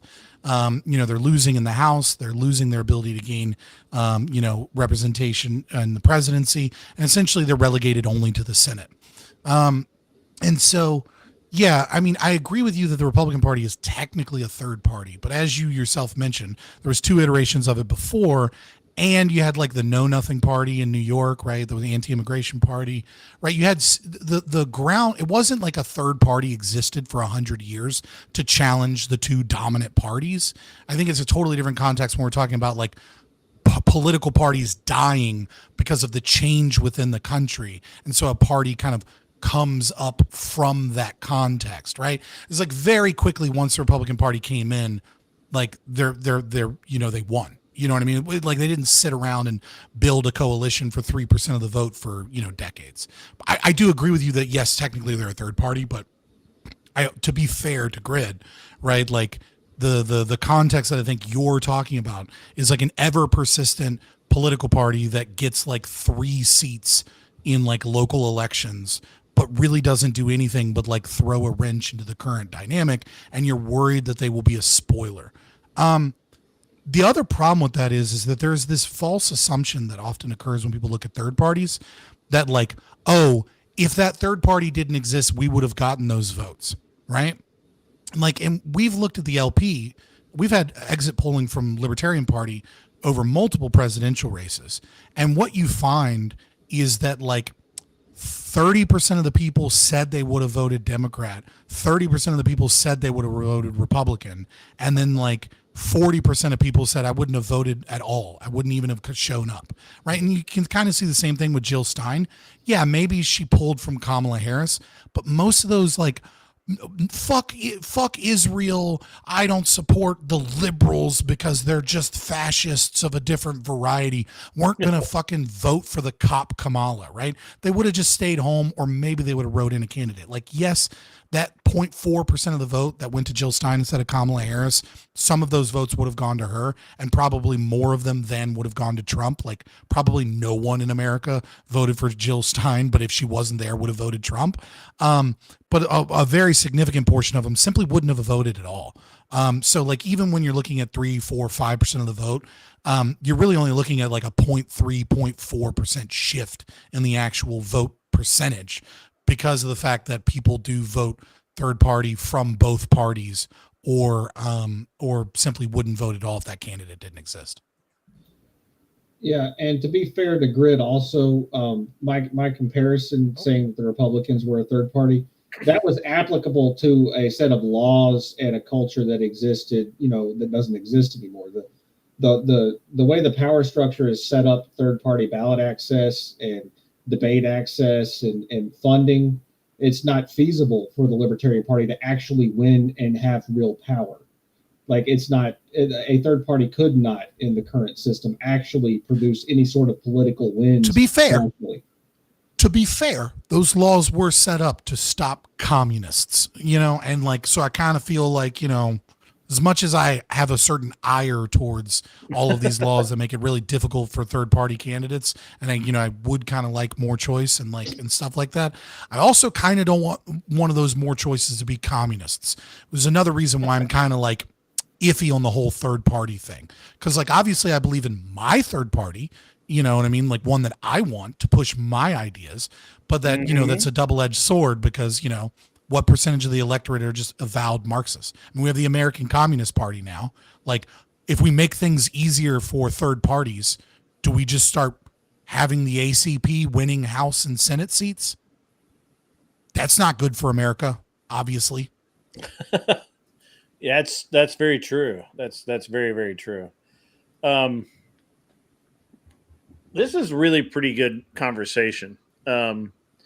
I'm glad that you came on, Scott. We're going to have you back again. And I'm not winding down. I'm just like, I've been kind of sitting here quietly, just kind of rewinding a lot of it in my head. And what's interesting is I can tell which one of the people in my chat, my regulars, were here at the beginning and heard, kind of what you said in the beginning, by what they're saying now, because they're a little off in your positions and that sort of thing. So we'll have to have you. Yeah, I mean, I'm like I get I'm an ANCAP, dude. Like it's like I know that I'm fighting an uphill battle. You know what I mean? Yeah.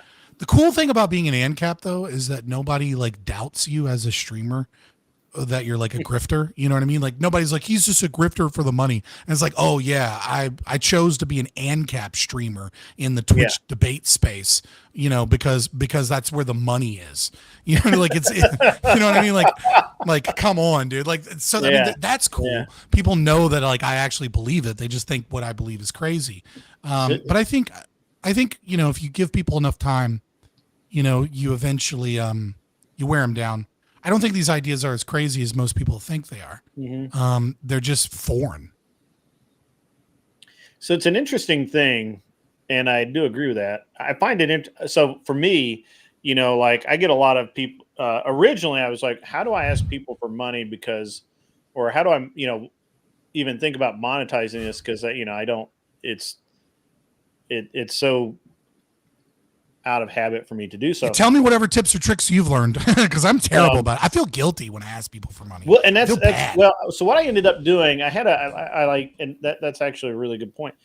For a long time, I didn't even bother. I never asked. I never talked about it. And now I'm like, what I realize is that this stream takes time that is valuable to me, that I can be using either to make more money, because I'm always doing something to make money. I just, even though I'm technically retired, like I get up every morning wondering, you know, okay, what can I do today? Where can I make a buck? Where can I make $5? Where can I make $100? You know, and I still think that's small because I grew up poor, and money means a lot. And so, and what I kind of realized is that this stream takes me a lot of time, some equipment, and a lot of preparation to put on, and a lot of headache, right? Like I can't tell you how many flakes I've had where I've gone and basically begged people to be on the show, and then they don't show up. And they don't do the decent thing and say 2 days before, say, hey, you know, I've been thinking about it. It's Friday night. I'm going to go out and get laid. I'm not going to come on your show. Right. Right. Like, because that would be the manly thing to do. That I would respect that. If you just called up, if you just see a message, say, hey man, I didn't think I had anything going on Friday night, but this chick called and I'm going to go get laid. Sorry, I'm bailing on your stream. I would have respect for that. I would think you're a man of low morals, and you probably need to, you know, make sure that you're not sticking your dick in crazy. But okay, you know, it's you know, that's fine. But usually it's a day of 3 hours before the show, and I get, hey man, listen, I'm really sorry, but something came up, can't make the stream. And I'm like, you fuck. I have stuff. I have a folder of stuff that's on the back burner for stuff like that. Yeah, like yeah. I have a folder. I have a presentation, right? For example, I have a presentation on like the current lies that the administration is telling you about the state of the economy. Right? Going over inflation, going over like why inflation's bullshit and it can't be measured the way that they think it can. I got it. Talking about labor participate. Right. So I have a whole thing on it. Right. And it's like, so when I'm like, oh, fuck, I go live and then someone's like, oh, I can't make it. I'm like, got it. You know what I mean? That's when I pull that out. Yeah. I kind of have a similar thing, but usually it's, you know, I have a lot of people in my chat that are really good at talking, like Anson. Anson's a regular. He's been on several times. He's a great conversationalist, because he will force you to think whether you want to or not, and so that's always handy, right, to have that. But what I realized is that this is like a real job, and a real job has to pay me money. This channel has to start generating revenue. If it doesn't generate revenue, I really, you know, I can't afford the luxury of just, you know, goofing off and treating this like it's my own personal holiday. Because it does take, you know, it's time away from my family, it's time away from my kids, and you know, and that's important stuff. You know, Grid, you could do what a lot of the streamers do and write a few books and then put links in the description and sell books and things like that. I mean, there's all kinds of grifts. Have you watched? I'm not that good at ChatGTP yet, but when I get there, I'll have a book. Can I suggest that you contact streamers who are successful at it, who are in the business of teaching streamers how to monetize? There's a guy named Tom Woods who does that for a group of streamers, kind of like you and other people, where he has a group of people that he kind of mentors. I'll send you his information. It'd be really good for you because you could probably make some money pretty quick, just doing a few simple things. Yeah, I think the thing I have to do is I need to remember how to grift at the beginning, middle, and end of the show, and I don't. I need to watch Andrew more. Andrew's got the grift down. I'm not. We stop using the word grift. It is uncomfortable. It's not grifting to ask people for money. I know. I use it humorously. Yeah. No, I know what you mean. I'm just like I was. That was a bad attempt at a joke. All right. I got it. But it is. Don't always win them all. The thing is that usually fairly funny. 3 months ago, I would have been 4 months ago, probably. I would have been like, yeah, it is kind of a. But now I'm like, yeah, whatever. It's a joke. Get over it. And, right. But it's funny. Well, I do think so. Like, I recently had to take a break because I had to make money, right? Like, so I had to move. I had to take care of some things. I had to take a break, and it has been interesting to like give myself a little bit of perspective in how that the kind of, I don't want to call it the subconscious grift, if you will, but it's kind of that way, right? The audience capture and you kind of find yourself leaning into your audience a little bit, leaning into what you think your audience wants as opposed to what your objectives and goals are, right? And of course you have to balance it because, it's transactional, right? Like I put on a show and my show, provides entertainment. Now what form of that entertainment takes, what I mean, is kind of what I produce. But obviously if if I just come on and just do fart noises for an hour, right, I'm going to get a very different audience and potentially no audience, probably no audience. That could be profitable, right? I think, but I don't know. It might go viral. Who knows? But right. But it's like, but what ends up happening is you end up getting an audience. And then it's not so much like a coming through. Give me one sec. Tiki Tack donated $50 super chat. Take my money, dirty grifter. He said, "Take my money, dirty grifter," and I will. Thank you, sir. This is what I'm talking about, dude. You've made so much money compared to what I normally make in a stream with roughly the same viewers. Yeah, but it's fine. I'm like, man, I gotta learn from you. I gotta make a chat mod to fucking remind people to do shit too.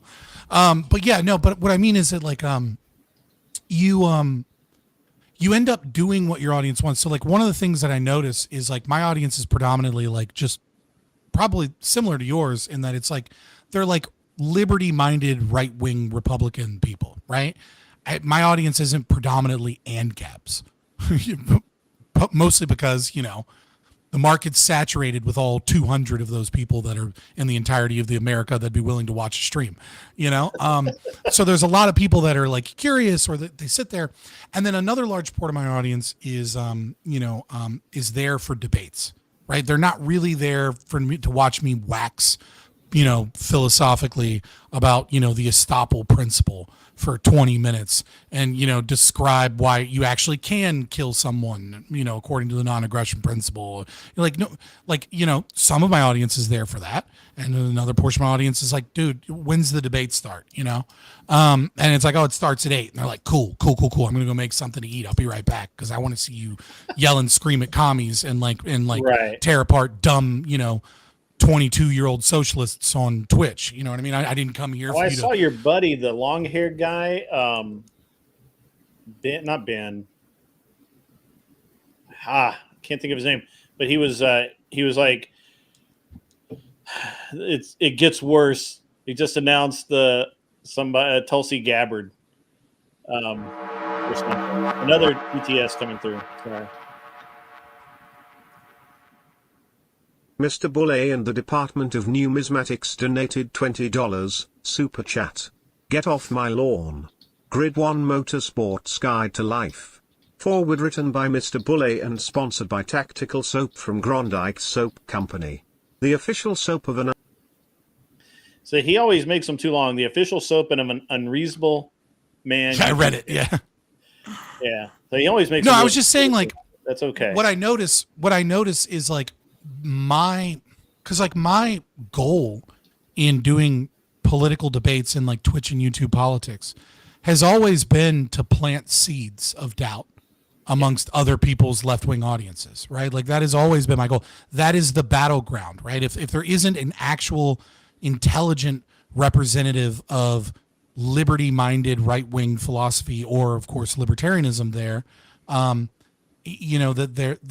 they become patsies. My goal is to be like, no, that's the battleground where there are a lot of people that are curious, but it is also entertainment, and it's a balance. What I found is like when I stepped away, I was like, oh, I've lost sight of the goal a little bit in doing that to right wingers too, right? Like it became so easy for me to fit in with like a us versus them and the right wing mentality, because I tend to agree with like Republicans on a lot of issues or conservatives with a lot of issues, mostly because the online left is batshit crazy.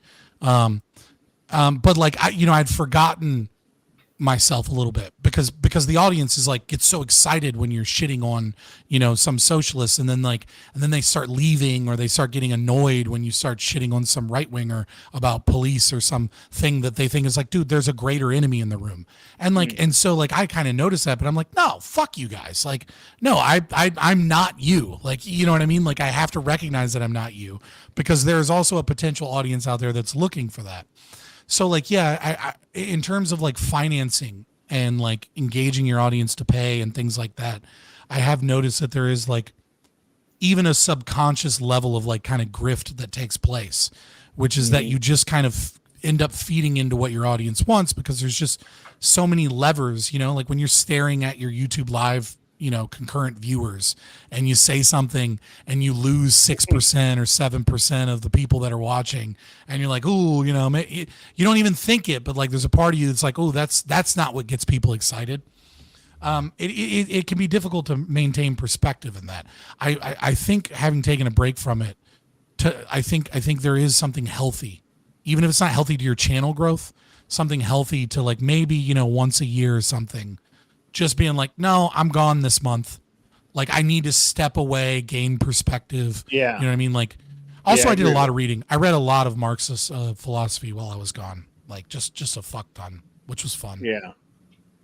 I say that sarcastically, audience. But well, it's just like you learn new things, and sometimes you have to reread things. You know what I mean? Like I reread,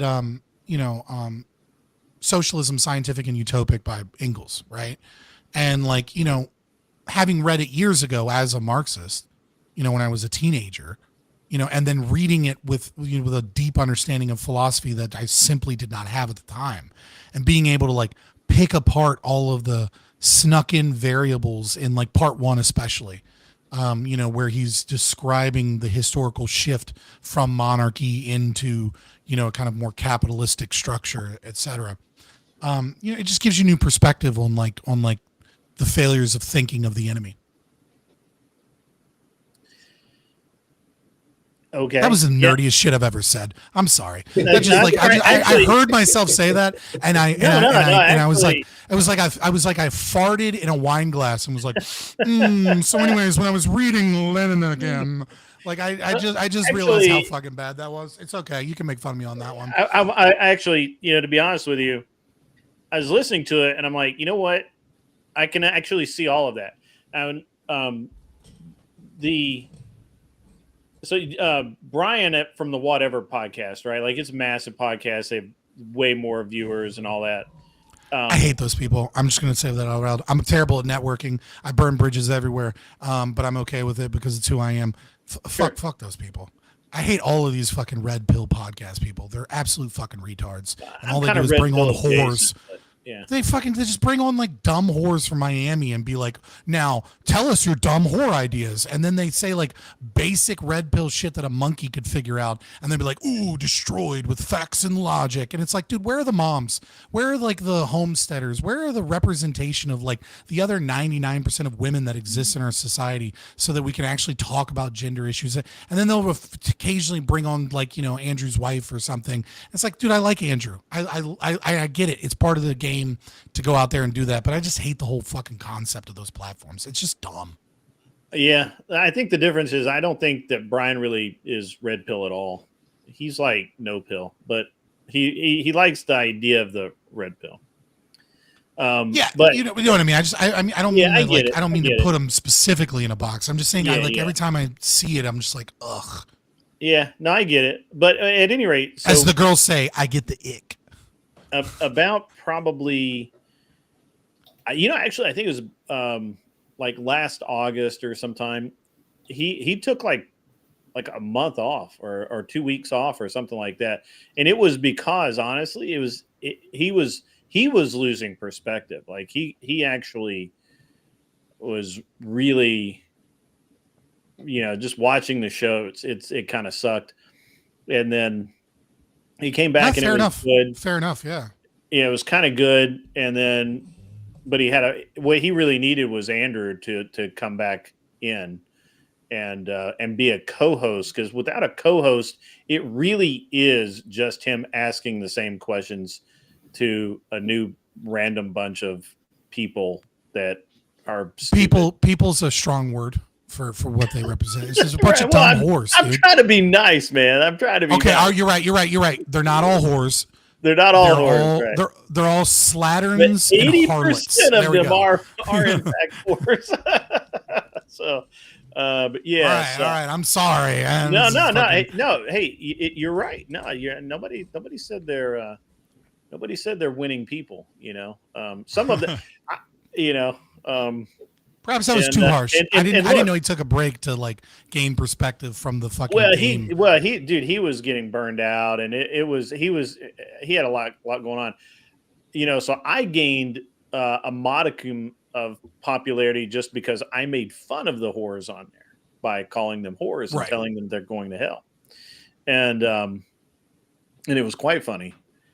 And then of course all of this happened out of because of that, but. I don't know. I feel like that there's another TTS coming.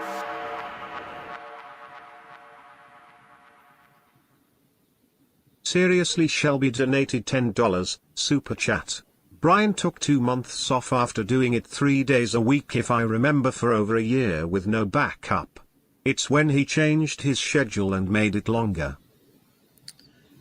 No, it was still the 2 days a week, but yeah, he definitely, but he was occasionally doing Thursdays as well. So he would do, but anyway, yeah, no, that's pretty close, Shelby. I appreciate the $10, man.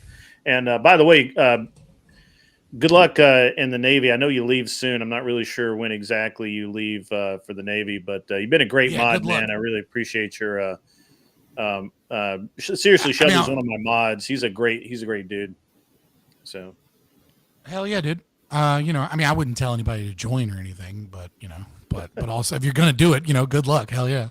Yeah, absolutely. He's a solid guy. But nothing made me more libertarian than being in the United States Army. I'll tell you that. Really? You talk about part of the yeah, fuck yeah, dude. Okay. What did you you start do? to see how dumb government is. Yeah, I didn't do anything fucking. I didn't do anything heroic. I went in for free college, right? And I was a 68 whiskey. So I was a healthcare specialist / combat medic, but I didn't do any combat medic shit other than like trauma lanes and stuff. So, but yeah, mostly what I did in the military was run an SRC clinic, right? Soldier readiness processing, do like PDHAs, PDHRAs. Seriously, Shelby donated $10. Soldier in processing, insurance I leave briefings. Sunday. He leaves Sunday. Well, good luck.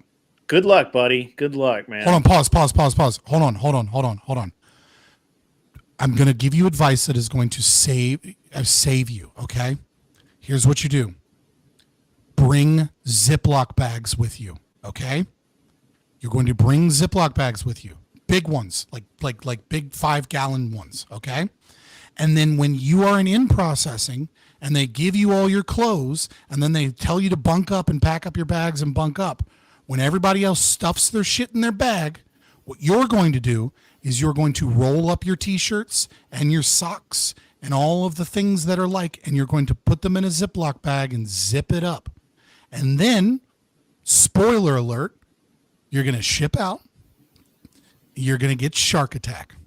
And when you get your shark attack, they're going to dump out that bag and they're going to mix everybody's shit together just to fuck with you. And they're going to dump out your bag, and your bag's going to be nice and neat in Ziploc bags where everything is easy to count. And some drill sergeant is going to be like, I like this guy, and you're not going to get fucked with, and it'll make your whole boot experience way easier.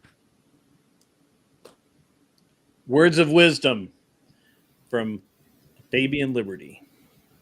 Yeah, awesome. I'm just saying, do it. Trust me. I mean, you might get shit on it and they'll make fun of you and they might even just dump your shit out anyways. But you know what I mean? Like, but still, they'll be like, this guy's organized. He's not one of the ones I need to like fuck with a bunch to get his shit together. Yeah. No, Shelby's a seriously good dude. So that's good. I appreciate you giving him the advice. Glenn, if you'd like to pop up, that'd be great. Anson, if you haven't fallen asleep yet, are you still there?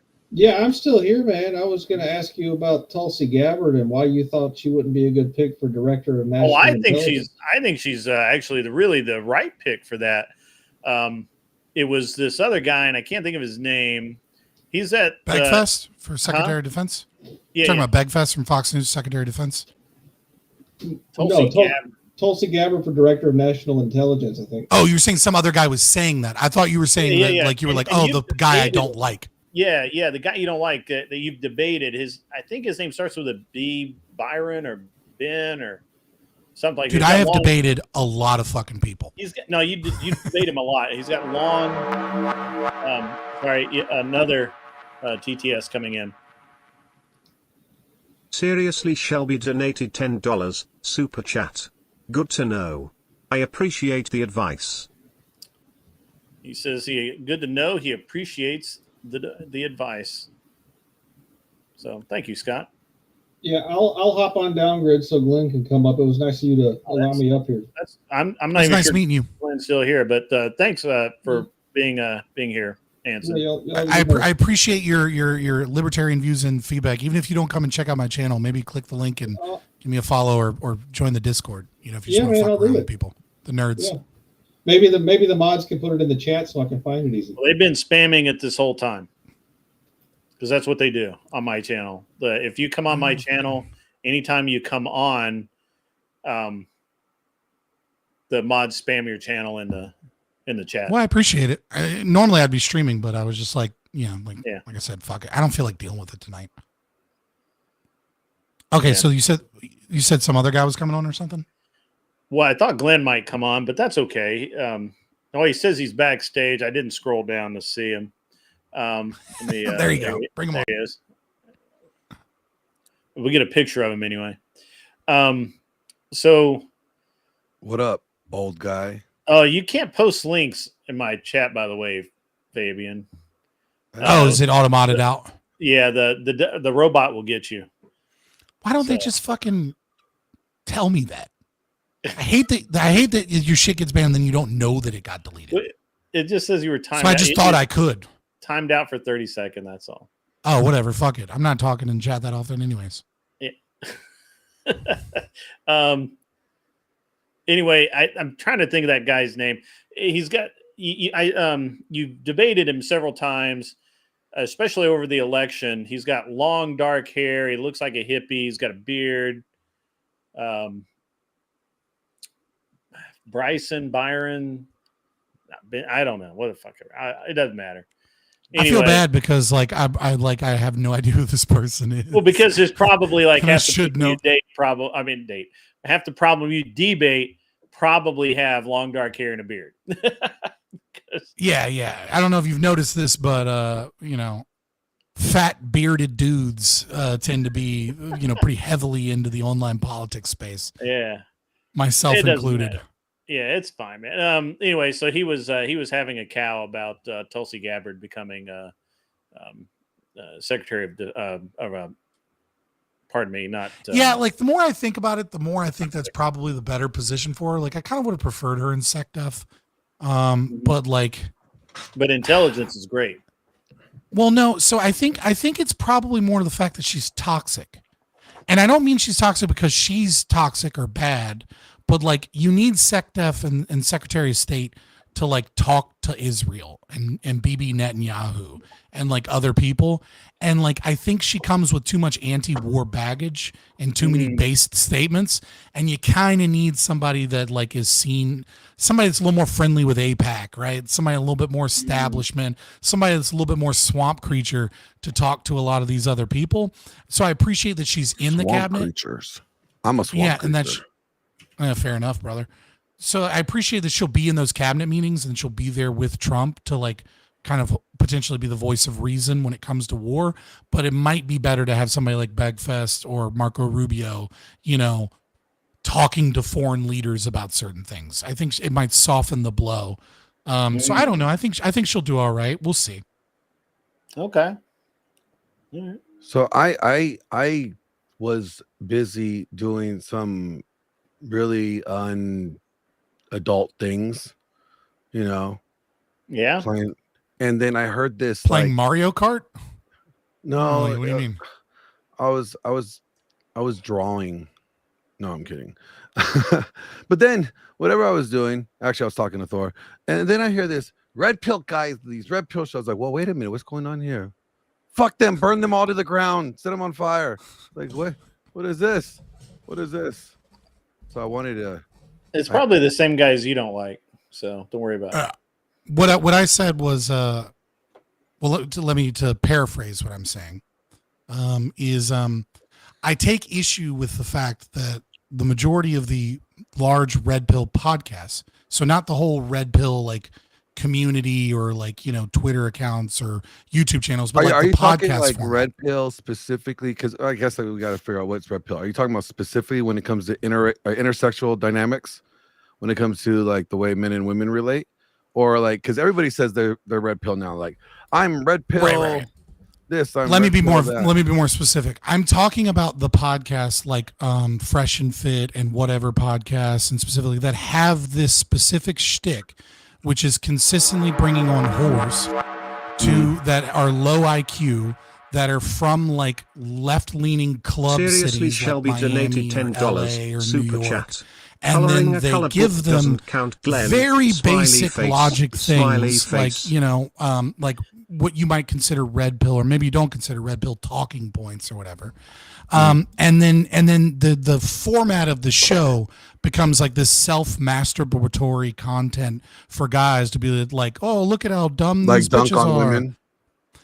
I don't give a fuck if you dunk on women. I mean, feminism and plenty of women are dumb, and feminism's dumb and destructive. But I just mean that like there's this, and then they'll occasionally bring on a base woman, or they'll occasionally, but it's just like, it's like if we're going to talk about gender issues, right? Like I want homestead girls, I want church girls, I want young girls, I want old women that have like seen a bunch of shit, and like I want a diversity.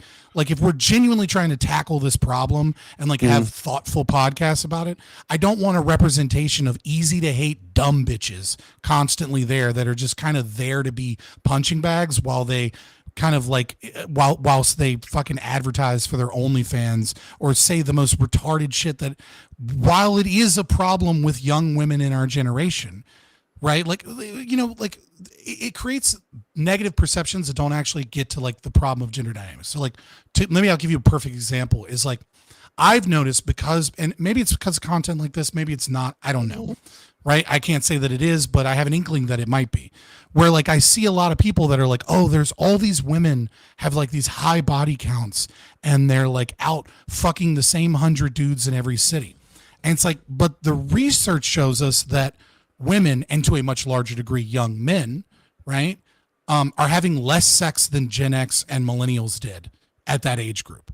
And so it's like, well, those two things can't be true at the same time. And what you realize is that there's a smaller group of sexually active women that are even worse whores than we ever were or our parents' generation ever were. And they're kind of vocal and they're put out there. And then there's a much larger group of men that are being completely pushed out of the dating market, that are incapable of being in meaningful relationships. But part of that is the toxicity of the market and apps and things. There's all these, there's a lot of reasons, right?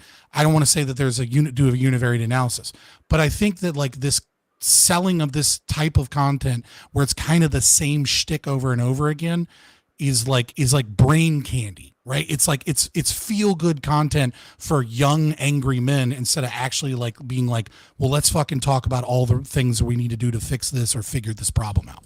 Maybe, is that a better explanation? It's more of a dopamine hit, right? These guys are getting a dopamine hit. They're being able to tell these women what they couldn't tell their ex-girlfriend. They're giving them their comeuppance. It's finally like these women are getting theirs, right? But the thing is, you got to realize like the women that come onto these shows, like the women that you listed that you would like to see on these shows, they're too busy being moms and good wives. Oh no, I agree. So, like I understand that it's kind of like they're limited to what they can, what they want to get on there. Like, you know, it's the good mom that's, or the good girl that's like not trying to be out there and be promiscuous or trying to get the attention. She's too busy trying to get wifed up and not going. I agree. I think so it's. I agree that that's limited, a variable. They're limited, but that isn't like a full blown excuse, right? It's like when Tim Pool is like, I can't get left wingers to come on the show. I'm like, you know what? I agree that it's harder to get left wingers to come on the show, obviously, but also get some fucking left wingers. You have a massive amount of clout. Donated $10 super chat. You do realize it's entertainment, and to your credit, unfortunately thoughtful conversations like this one does not get millions of views. Wait for it. Wait for it. Wait for it. Yeah, I'll read it since it does. No, I read it. Okay, I read it. Yeah, no, I agree. Thank you for the $10. I understand.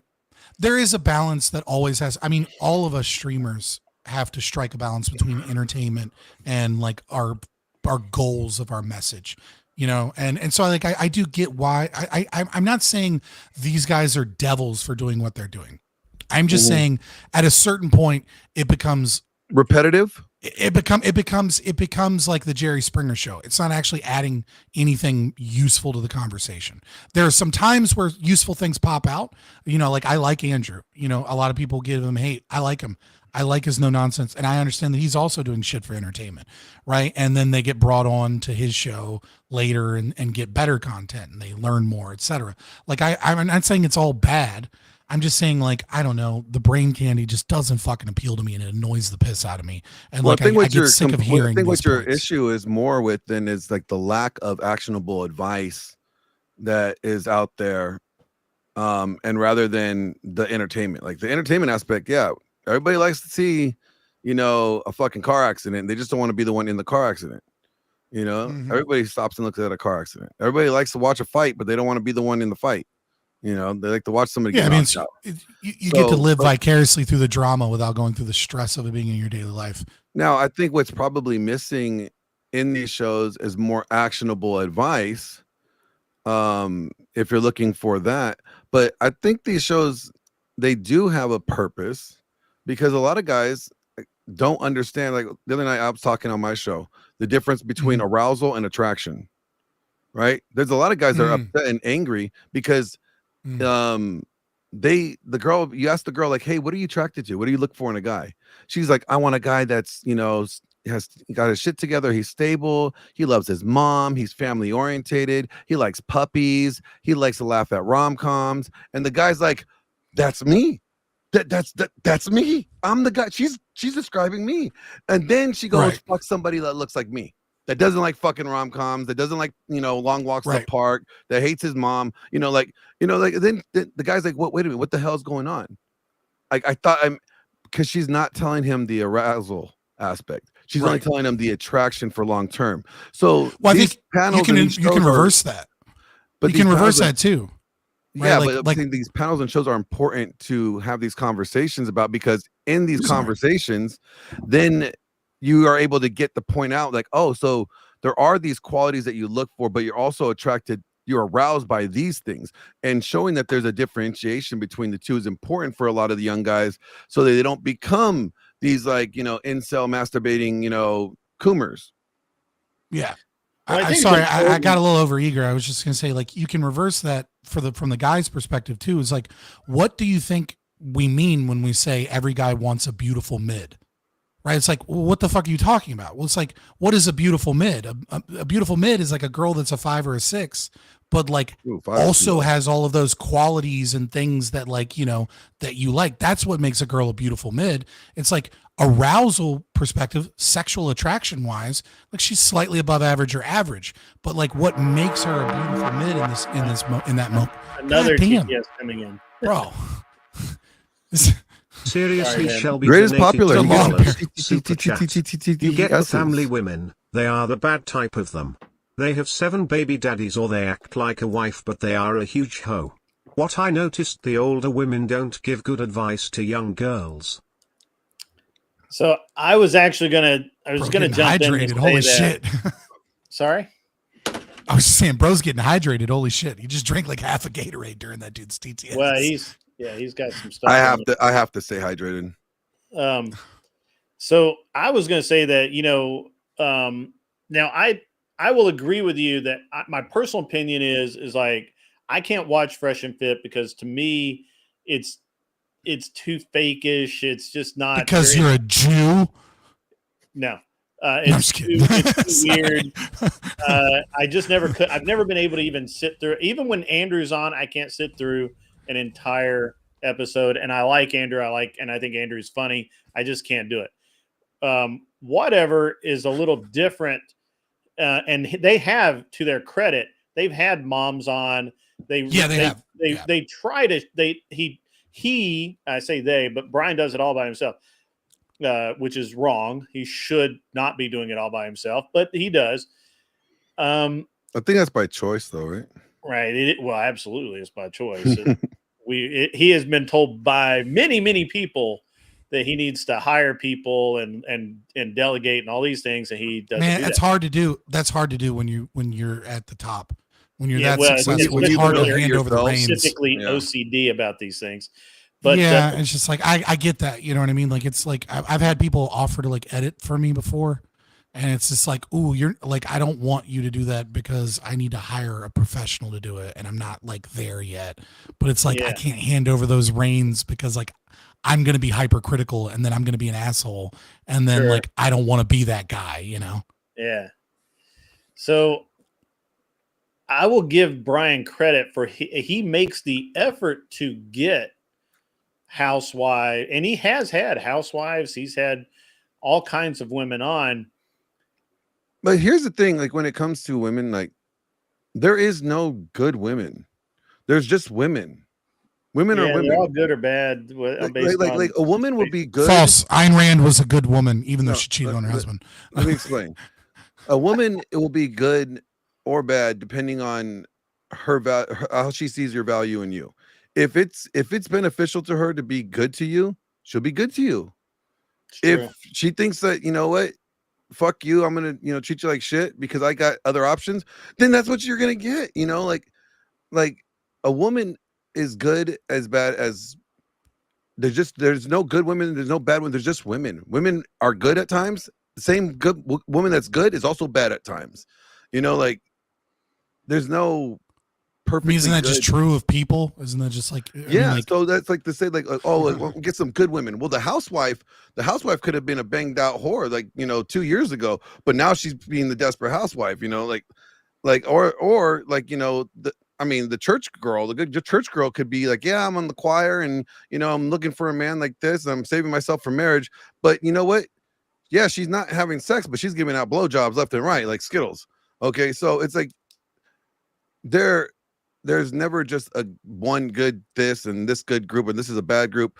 They're just women. The same women that are the sluts on, OnlyFans will be the most submissive, wives to the right guy that comes across that they think that is valuable, that they want to be submissive to. Like Nala is a perfect example, right?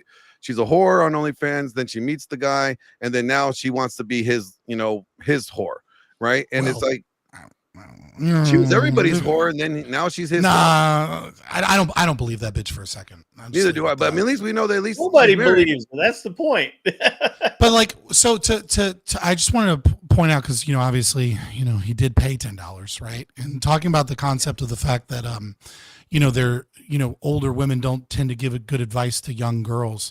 They're well, I was gonna say we've, as our society has become more feminized, you see this change in our media.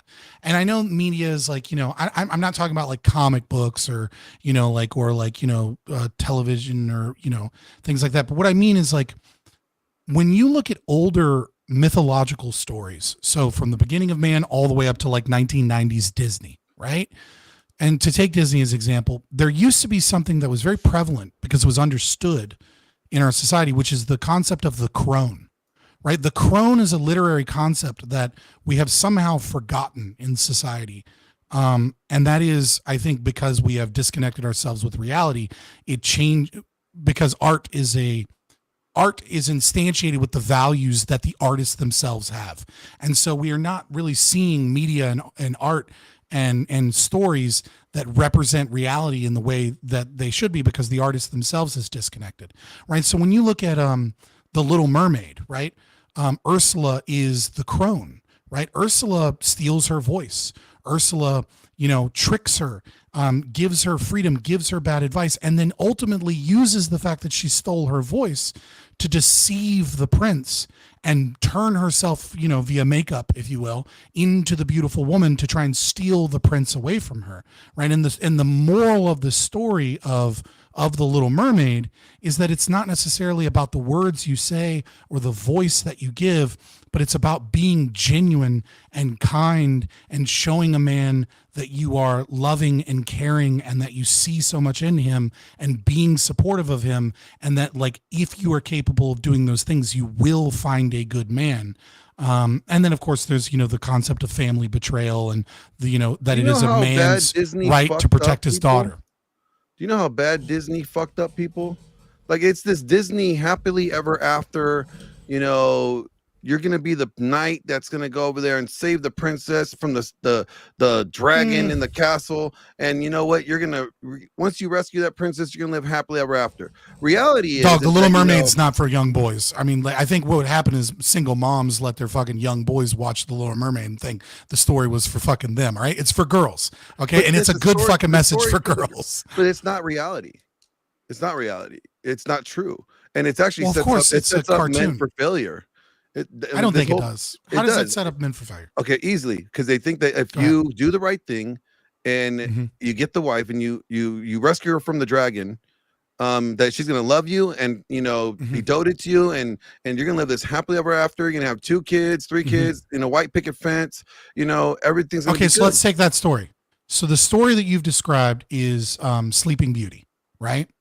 Sure. So I don't know. I've been watching all the Disney movies, right. But we'll just go. I got kids. I watch a lot of Disney movies. You know what I mean? I have kids too, and they're grown now, but I don't remember no Sleeping Beauty very much. So, but go anyway. Okay, the Sleeping Beauty is essentially St. George and the Dragon, right? It's the same story.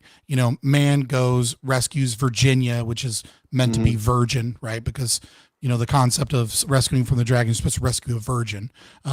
Which is a story. So the story is supposed to tell young men, if you're grounded in reality and you're properly interpreting Sleeping Beauty from Disney or St. George and the Dragon, what it's actually telling young men is you need to be a warrior. You need to be ready to commit violence. You need to be strong and you need to be competent.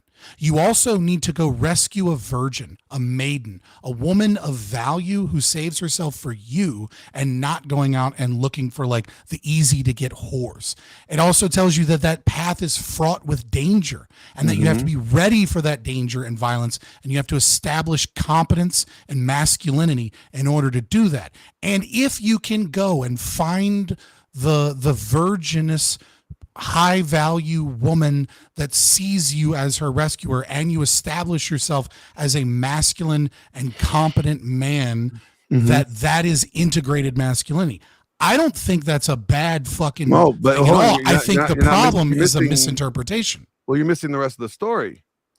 Go ahead. Right? The rest of the story is like, hey, yeah, and you rescue her, you put her in the house, right? What you Seriously, realize Shelby is that comes through again.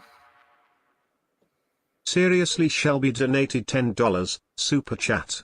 True, TBH, all that is true. based on the grim what tales, they and don't we tell need you is to that, show you the know, horror of it like the you grim Shelby, mess you're with right. her, and you think that you got the wife and she's gonna love you happily ever after. What you realize is that actually you didn't rescue her. She is the fucking dragon, and now you got this fire-breathing demon dragon in your house that's gonna kill you. Like again, so it's very like, it's kind of like what a lot of tradcons do. All right. Mhm. They do this thing where it's like, you know, oh, if you're just a good servant leader, if you're just a good husband, you're just a good servant leader, your wife will love you forever. No, that's not true, because your wife has, you know, a woman has her own what's the word? And she has her own agency. She can make a decision. She can get bored with your happy ever after house, you know. Women do that all the time. We see that all the time today.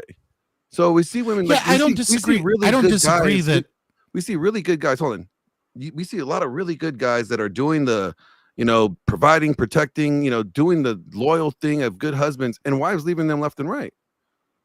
So these shows and these concepts and these talking points. That's why I say like Disney is fucked up, guys, because they also make you're them not believe in the establishing soulmate your myth. claim. Your claim is soulmate that myth. Disney. The soulmate Disney pushes the soulmate myth. So that's the claim. The That's soulmate. the claim. Okay, yeah, I think that's fair. I think that's fair, that fairy tales and things. I don't think that's the point, right? I don't think the soulmate is really how many men does Sleeping Beauty get with? What do you mean? She got with one. Okay, soulmate. Okay, and then what about Little Mermaid? I mean, like, we're gonna do this over and over again. Disney didn't put whores in there, right? Like, you're right. They didn't. But the film ends with them. the catch, right? I They get you. They didn't depict them as whores, but they also they stop it at right when things are good. They don't show you, you know, anything else afterwards. So what they present to you is like, once you get this, life is good, and that's not reality. Like, not all women are whores.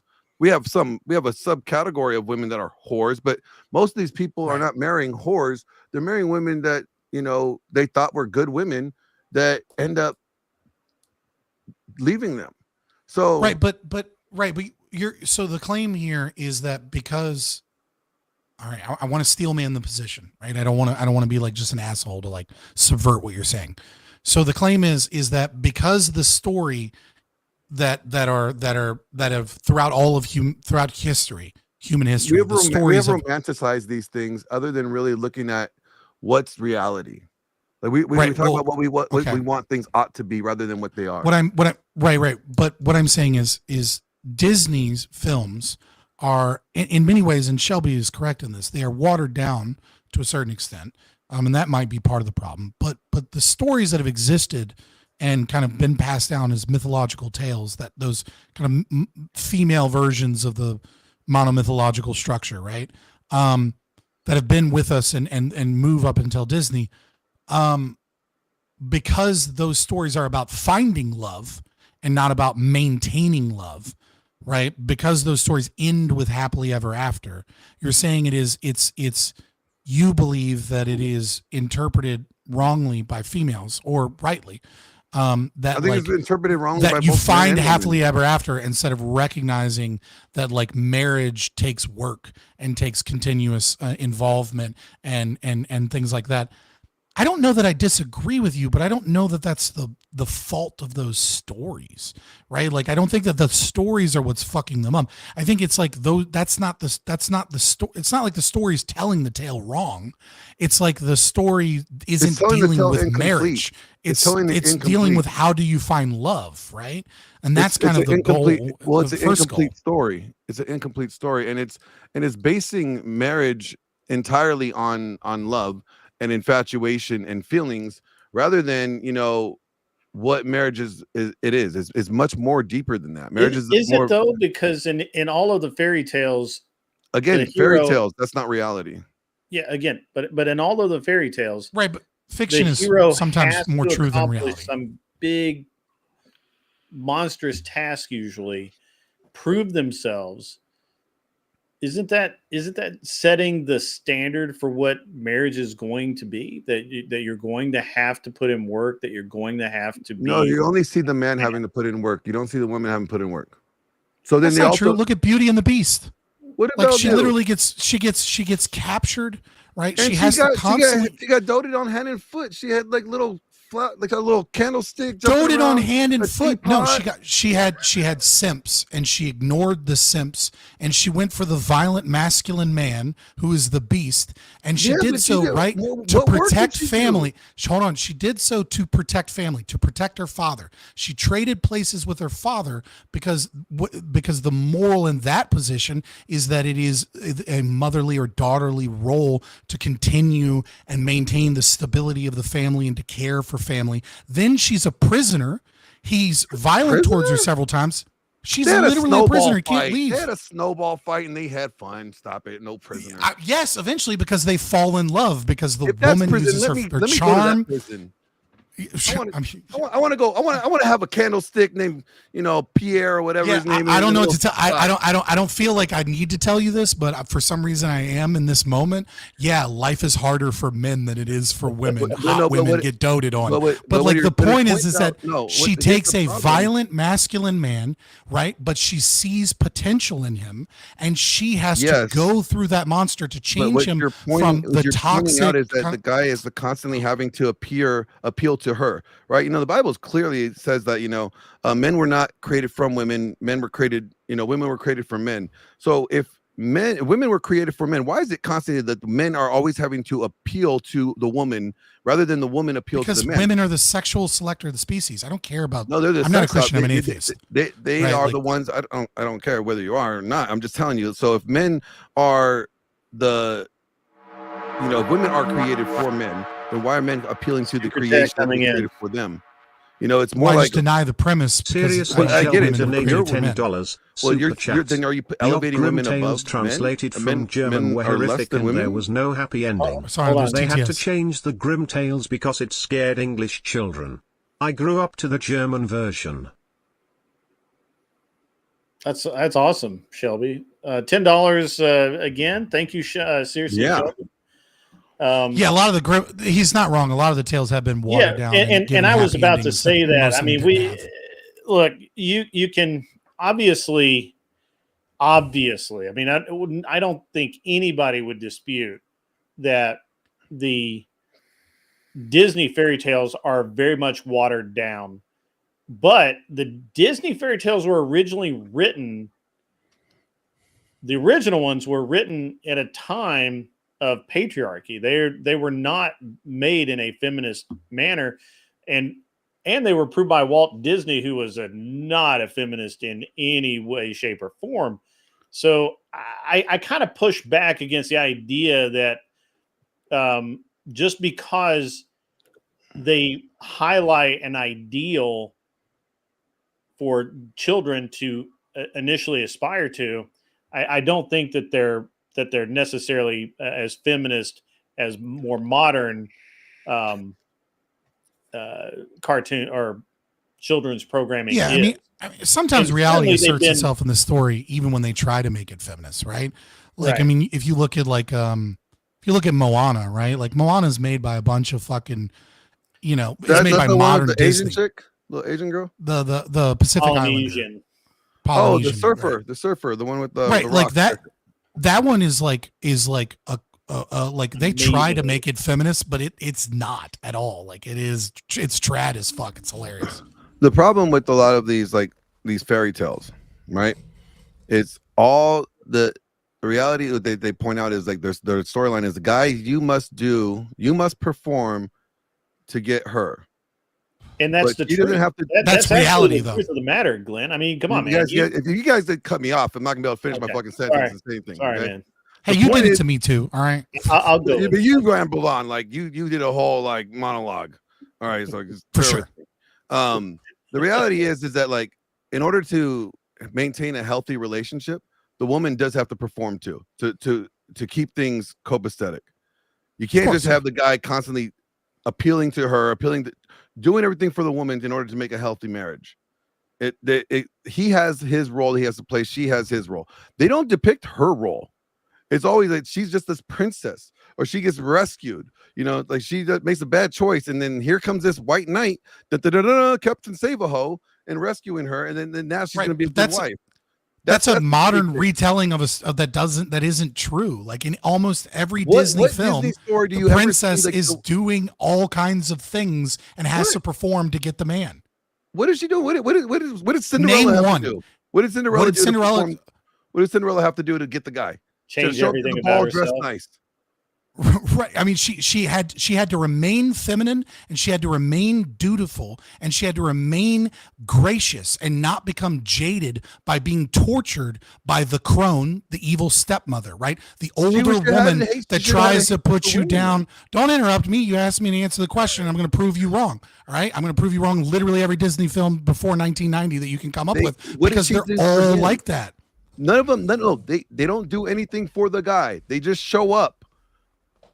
No, that's okay. So like a woman. So you're saying that he wearing was a dress Captain is Sable. that- Yeah, wearing a she dress was is that beautiful, hard? and he fell in love with her, and she fell in love with him. It was love at first sight. That's what occurred in that moment. But the overarching tale is that the reason it was love at first sight, the reason that she loved him, right? The reason that he could see her, and the reason. No, it's not because the reason that he loved her, right? The reason that he loved her, first of all, actually in the story in Cinderella, he runs away. She says she has to go home, and she doesn't know that he's a prince, right? So she falls in love at the ball and then runs away, thinking she's just dancing with another random noble. And then if you watch the film again, she doesn't know he's a prince until the guy comes to do the shoes. Yeah, she doesn't know that. But he's still above her station, right? She's a noble. Her father died, and then the estate went to her stepmother, and then her stepmother abused her. Right. Exactly. Yeah, that's the point of the story, is that she stayed feminine. She maintained grace. She didn't run away. She was dutiful with her cooking and cleaning, she didn't turn into a hoe. sewing. Like she became She didn't have the dutiful opportunity. housewife. She had to clean and the that was toilet. how she became the prince. Dog, She was a prisoner in the house. Of course, any I'm guy sorry, that comes you're and saves her just would be a wrong on fucking this. hero. You're just wrong. I'm actually on Fabian's side on this one. Well, Give me 1 second. $5 from Seriously Shelby. Mikey Small Balls, that's Mikey Balls, has rated us. Thank you very much, Mikey. Nice. We're still here. Mikey is actually, he rated us at the beginning of the show. He had another show. He only does like an hour, 45-minute shows, and now he's rated us again. So that's awesome, Mikey. I appreciate that, buddy. So you're saying he's lapping you on the shows? He's laughing. Yeah, he's laughing. No, here's the problem. Here's the problem with Disney. Again, it doesn't show a woman that what she has to do. But I disagree, Glenn. Hold on. I want to disagree. Name a different one, because I already proved you wrong. Cinderella. No, you didn't prove me wrong. She just looked feminine. We didn't talk about anything about how women's supposed to treat a man, or how to be around a man, or how she provides value to a man. Hold on, she did. She was nice. What? To she him. showed up in a dress. She showed up in a dress in Cinderella. And she was what polite. she did is she maintained her station as a dutiful woman ought do. Yeah. She stayed with the home. She cooked. She cleaned. She suffered under the yoke of everything. He doesn't know that. He doesn't. Hold on, guys. Let me interject. Glenn, you're glossing over. I'm not glossing over anything. Hold on. Because all of the other women who were beautiful and wore the nice dresses and did all of the things treated that guy like he was nothing, like he was simply a wallet. And they were clout chasing, every single one of them. She was the only one who just came over, danced with him. Why did she want to go to the ball? Didn't treat him. She just wanted to go. No, she didn't. She wanted to go because the prince was. They're trying to marry off the prince. Like, come on. Literally, she did not know that. Literally, she did. Specifically, the story is she wanted to go to the ball just so that she could do something nice. She danced with a random man there who she fell in love with, and she knew that he was a noble. Obviously, she knew he wasn't a bum, but she didn't. She didn't know that he was the prince until they came to test the shoe. She was a prisoner to her stepmom that had clean toilets and was treated like shit. She wanted somebody to come swoop her up, wife her up, to get her out of that situation she was in. Right, but she didn't become bitter. That's the point, is that she didn't let her circumstances become the bitter wife that like is jaded by all the bullshit of life. Men when she was being mistreated by women? She wasn't bitter at all. That's the point, is she maintained poise, grace, and femininity. And in that time period, what that meant was being a dutiful wife, being good at cooking and cleaning. It's teaching young girls that what you need to do is you need to understand that if you want a good man, you need to learn to sew, and you need to learn to cook, and you need to learn to clean, and you need to take care of a home. There's women that know how to do that that still treat their men like shit today. Dog, you just don't want to be wrong about this. Like, no, you're being silly at this you guys point. are missing the point. Like, you're like, saying it's a very minor point about the gender issues. You're saying that she has to just show up, look like she likes to be feminine. There's a lot of women that are a lot of tradcon women show up as feminine, right? But they are those boss bitches that run they treat their husband like shit. And this, so then that's all you're pointing out is that she has to show up. Glenn, TTS, hang on, calm down. Mr. Boulay and the Department of Numismatics donated $10 super chat. F Disney. They went woke and DI Star Wars. Then this bled over to CBS and woke Star Trek. Down with the mouse. Live long and prosper, you mofos. Yeah, I mean, I agree with that, but Glenn, I like the TTS. It keeps us from getting too angry. I'm not even angry. I'm just like, I don't understand how you guys don't see, like, I don't see how you don't see it. Greg, you're not even letting me finish my sentence. Hold on, Glenn. I've listened a long time. Hold on. I've listened. Hold on. Everything you want a woman to be. Everything. Dutiful, pretty, not bitter, not clout chasing, not being, not going after a man's wallet. Everything you ask for in a woman, this woman not only stayed, all she did was want to go out for one evening. That's it. She didn't go to meet a husband. She wasn't now what you're saying is that is exactly what the evil stepsisters were doing, right? And they're depicted specifically as evil. They dressed up in fancy dresses. They counted on just their femininity, and their mom was going to marry them off to the prince, and they were making deals behind closed doors, and they were only after him to get access to the crown, have more status, have more money, have all of that. Literally everything you're saying, the evil stepsisters were in fact doing. Everything that you're claiming that whatever fuck her name is, Cinderella, did. She didn't do. She didn't go there to meet a husband. She went there just to. Oh my God! Again, did the fucking prince see her cleaning? Did she ever cook for him? I believe he did. No, she actually didn't. Not in the movie. I believe he did. No, I don't care about the movie. No, I'm talking about the movie. I'm talking about what the Disney original puts movie out there. from like 1950. No. He did see her clean. Dude, hold on, pause. This is just this is just a goalpost. No, listen. This is a goalpost shift. It's not a goalpost shift. I'm saying what they depict. What did the prince see? He met the chick at the okay, so what you're saying is no. The proper fairy tale needs to be a movie about a woman just being under the page. What I'm pointing out is that all they're pointing out is that she's feminine, and they showed her behavior when she's at home. But again, the guy never was seen to that. He never seen how she is. He only met her one night. He saw her. Yes, he saw her as a pause. You're not understanding. They were looking for a shoe. They're looking for a fucking shoe. Listen. Who's the girl he that saw her. Shoe? She's hot. He saw her. Will you shut shoe. up and just listen because you're not getting the argument. He saw her.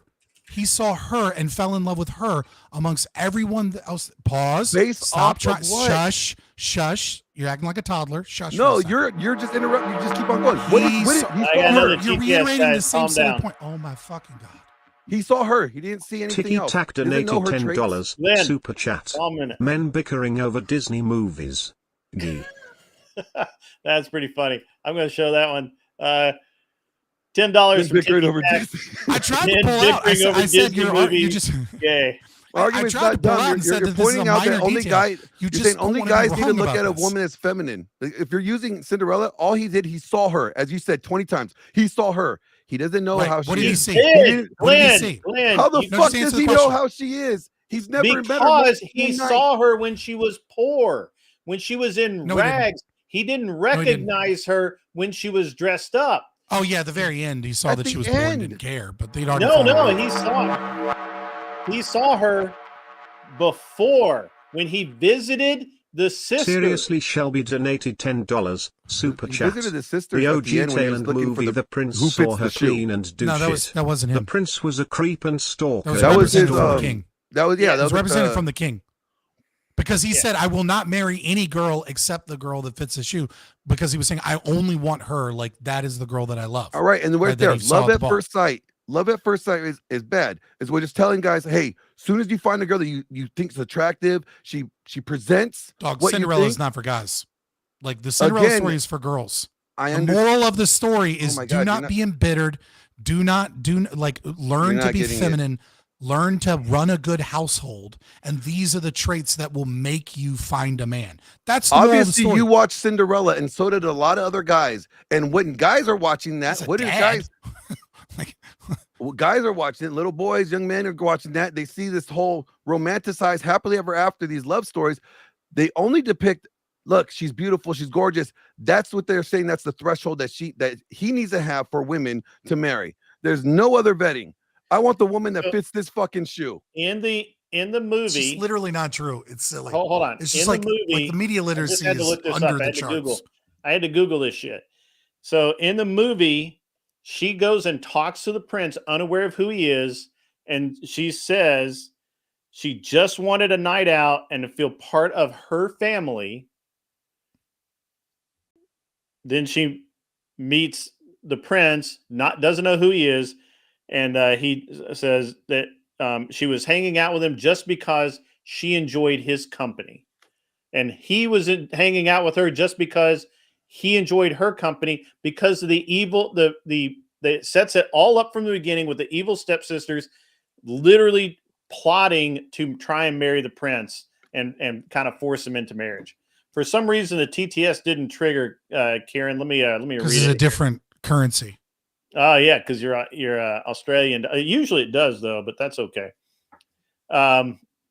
Kieran Marcus says Glenn is right. Just saying, no, Glenn is wrong. I'm not wrong. If You're you're wrong. looking at it from a male's perspective, you're saying it's for girls. Cool, but it's not. Right. Only girls didn't watch the movie. So I am looking at it from depict- a male perspective. again, what it's depicting from a guy is a guy meets a girl, finds her attractive, thinks she's nice. Okay, wife her up. No vetting. Wife her up, guys. How many guys have done I don't know, that? dude. This. I don't know. I mean, like, I've made the argument very, very clear, and and it's an argument to that just not apparently wanna be the wrong, internet loves to have as well. And they say you're I'm wrong. just thinking like Disney has failed, guys. All right, this whole I agree soulmate that theory, since 1990, or whole since soulmate 1980, theory to is be wrong. honest. Since 1980, honestly, Disney's been worthless. But the original stuff under literally Walt Disney was not feminist at all.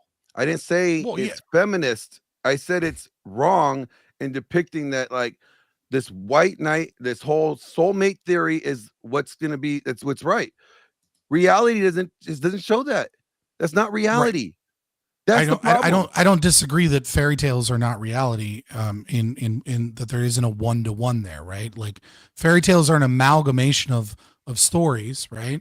That they provide valuable lessons and meaningful insights. You know how many guys have self-deleted because their wives had left them and they thought that was their soulmate and they lost their soulmate and then there's nothing worth living for anymore? Do you know how many guys have done that because of this whole one-itis, this whole soulmate theory? I want to be charitable in trying to connect to Cinderella and the fact that it says that there's a soulmate.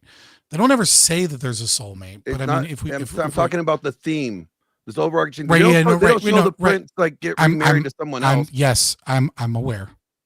Right. So if I'm being charitable to the concept, I kind of do believe there that, is though. I'm right. Like I'm trying to be charitable here and draw the thread here, right? Because clearly there's something you've said here, right? Which is like the concept of the damage of believing that there is a soulmate, because so much of our media and literature focuses specifically targeted towards women, focuses towards finding the guy, and then there's this happily ever after, and then it's missing this piece, which is that like happily ever after is something you have to work really fucking hard to maintain. It's not something you just get.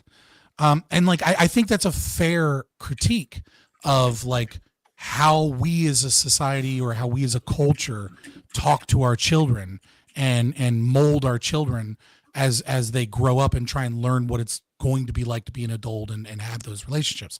I don't necessarily disagree with you. I disagree with your interpretation of some of the films and like what the lessons are and things of that nature. But I don't disagree that it is harder to talk about the mundane aspects of maintaining a relationship and potentially, right? I mean, it's a very famous, it's a, potentially that there's some harm in there, that we've lost something in that. And I don't know the right answer to that, right?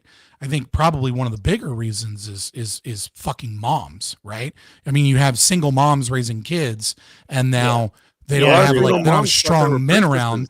And it's like, yeah. So, I mean, of course, the moms are going to tell the stories from the princess tales, right, to the boys anyways. And so, like, you're not going to get that masculine influence that maybe is necessary for some of the mundane things. Maybe the fatherlessness and the lack of masculinity in our society has led towards a shift where we overvalue some of these fairy tales or some of these ideas or concepts that are portrayed from the female perspective.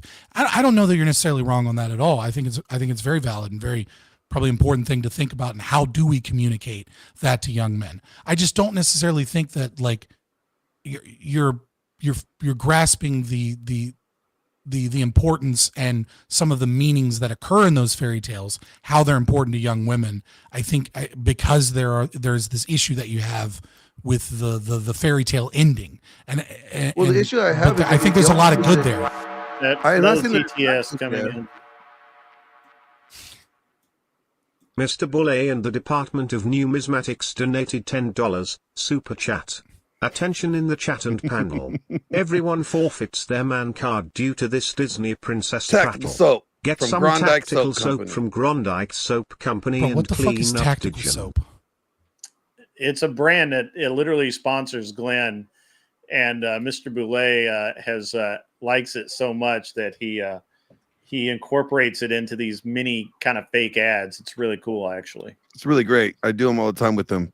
What are the ingredients? Are they good? I mean, like, are they Yeah, good? no, it's really good. Healthy It's like ingredients? it's soy free. It's only like the 5 ingredients. Like really. Oh, fuck yeah! It has. Let me check it out. I don't know. Infused pheromones in it, so Okay, that's weird. Women but all right. like it. Yeah. for your lady, for your lady get a little. So I don't. This is actually one of my big issues with Red Pill, honestly, is the idea that you won't find a soulmate or whatever. I don't know. The reality has proven that. If that's the case, like, why would we have all these divorces? All these people got married. Did they not find their soulmate? Did they got married? Well, most people don't get divorced, right? Like, what do you mean by we have all these divorces? We have a lot divorce of rate. We have a lot, right? The divorce, yeah, we have a But lot, it is and falling. a lot of marriages are It is unsuccessful. falling. Well, no, I will give you that. the reason it's falling is because Christianity is falling, and the reason the divorce rate is artificially high is because of what's known as serial monogamists. So you have these Christian people I know. that are like, I'm not having sex, whatever. I'm not doing that unless we're married, and then they end up having like 6 or 7 fucking wives. Yeah. Right, but I agree. Right, so I mean, so that's going to lower the divorce. I mean, of course, obviously, if Christianity falls, you're also going to have less traditional values. So I mean, that might have other deleterious effects. But yeah, I mean, like, but, the highest divorce rate. I don't believe in a fucking soul rate either. I'm with you on this too, Glenn. Like, I don't know that I don't know that I would ever call it a soulmate, but I knew a long time ago I was only ever going to get married one time. I only got married one time, and with any luck, I'll die having married one time. But I'm happy for you. It didn't work out for me, bro. Yeah, I've been there before. I'm living that every other weekend, dad life. Super chat. Yeah, I don't like. I'm happy for you that you've had princess and need to clean your balls to make sure they are there. Grab tactical soap today. where everybody's getting into the act on the tactical soap thing. That was actually pretty good. Clean your balls. That's right. Yeah, and don't be a princess. So I don't know. I think a lot of people just maybe don't take marriage as seriously as they should anymore. I think that one of the issues that I have with Red Pill is they seem very ambivalent about marriage. As a matter of fact, it works against. Bro, marriage is a terrible fucking deal, though. Like, why would you like? I don't. Oh, Ambivalent is nice. Like, you know what I mean? Like what do you like? It's marriage is like, it's especially with the state running it. Like what are you gaining from marriage? See, and there's the thing. I don't understand. And Glenn knows exactly where I'm going to go with this because we've had this discussion so many times. If you, I don't understand how any secularist or atheist or any other ist would ever get married, because it's a bond before God, and if you don't believe in God, then there's no bond. So why would you do that? Like that's not smart. Even if you're a Christian, why would you get married? Like, just get married in the church and don't fill out the paperwork. That's how it should be. Yeah, that's how it should be. Remove the state. But I actually believe that but good luck telling a Christian woman that you refuse to fucking sign the paperwork. Well, yeah, because so that she'll be taken care of in the event that she divorces you for a gym instructor. All of a sudden, you find out real quick how Christian your girl is. So this is an education problem we have in this country, is because a lot of women really do believe that they're going to get 50%. They're going to get all of this stuff if they divorce, when that's not always the case. Very often is not the case. And a lot of times these women come out of divorce worse off than they ever were when they were married. Who owns the majority of the property in the United States of America? Men do. Of people that own single family homes. I don't know that statistic. I remember women if you pull out investment, if you pull out landlords, right, and you just look at people that own one home, it's women. Why? Because more often than not, women get the house in the divorce. Right? Like, you know what I mean? Like, it's like, I mean, I feel you. I understand that you're saying that, like, yeah, maybe they're a little bit misinformed and they think they're better off in divorce than they actually are. Right? I don't think divorce makes women. I don't think. Well, I mean, I'm talking about specifically the financials, right? But we're gonna end soon anyway. I know. I'm actually shocked. I tell you that we've kept. Scott here this long. He is ill. He's hyped up on. I'm a little down. I'm hyped up on cold medicine, and I drank a loose leaf black tea. It was pretty fucking strong. There you go. So you're good to go. He's good. Don't worry, I'm on oxy and blood thinner, so don't worry. I'm all fucked up too. God damn, brother. That's why he's all argument. Stop doing oxy. What the fuck? How would you say that on stream? Well, because the doctor prescribed them to me. I had a pulmonary embolism. Okay, you know what? Fair. I thought you were just like, I do drugs. No, bro. I don't. I was like, I didn't know you meant like, no, I have an actual medical reason to be. Yeah, no, he's one step away from death, and he keeps ignoring that fact. Nah, I flirt with death. No, you're not flirting, pal. Me and death have a love thing. Yeah. The whole point I was trying to point out here, though, again, and you did acknowledge it, is that, you know, when it comes to we don't tell men what to in any of these love stories. If you was looking at a real love story, real love story today would be a tragedy, right? You have to vet the woman, find the right woman. You know how hard it is? You're gonna have to go through a lot of them, because not some of them are demons in disguise. They will present to you that feminine, beautiful, doting woman, and then you marry her, then you got, like, you know, a demon, right? But you also got those guys that are, oh, he looks like a white knight, he looks like so handsome, and he's so generous and nice, but he's a fucking monster that beats women, you know, like, they don't depict the story like accurately. They don't tell them how to properly vet. Yeah, I think it's like, I don't know that is the problem. I do agree with you that there's certainly an element of fairy tale in the fairy tale, right? But it's not telling the accurate story. I don't know though that, like, because the fairy tale is supposed to be aspirational towards what you ought do, right? And so the idea is to instantiate values, and for those values to make manifest a better reality in your situation, right? So the goal of a fairy tale in these roles is to tell girls to be feminine, to be doting, to be virtuous, to be virginal, right? And the goal is to tell men to be masculine, to be competent, to be strong, to fight for what you believe, And I don't know that those are necessarily bad things, but I do agree that in a vacuum where we have a dying culture and gender relationships that are more stressed than they've ever been in human history, and a society that doesn't instantiate all of the other values that are necessary, that in that vacuum, those things can have other kind of unintended consequences. But I don't know that it's necessarily the fairy tales that really should harness much of the blame here, right?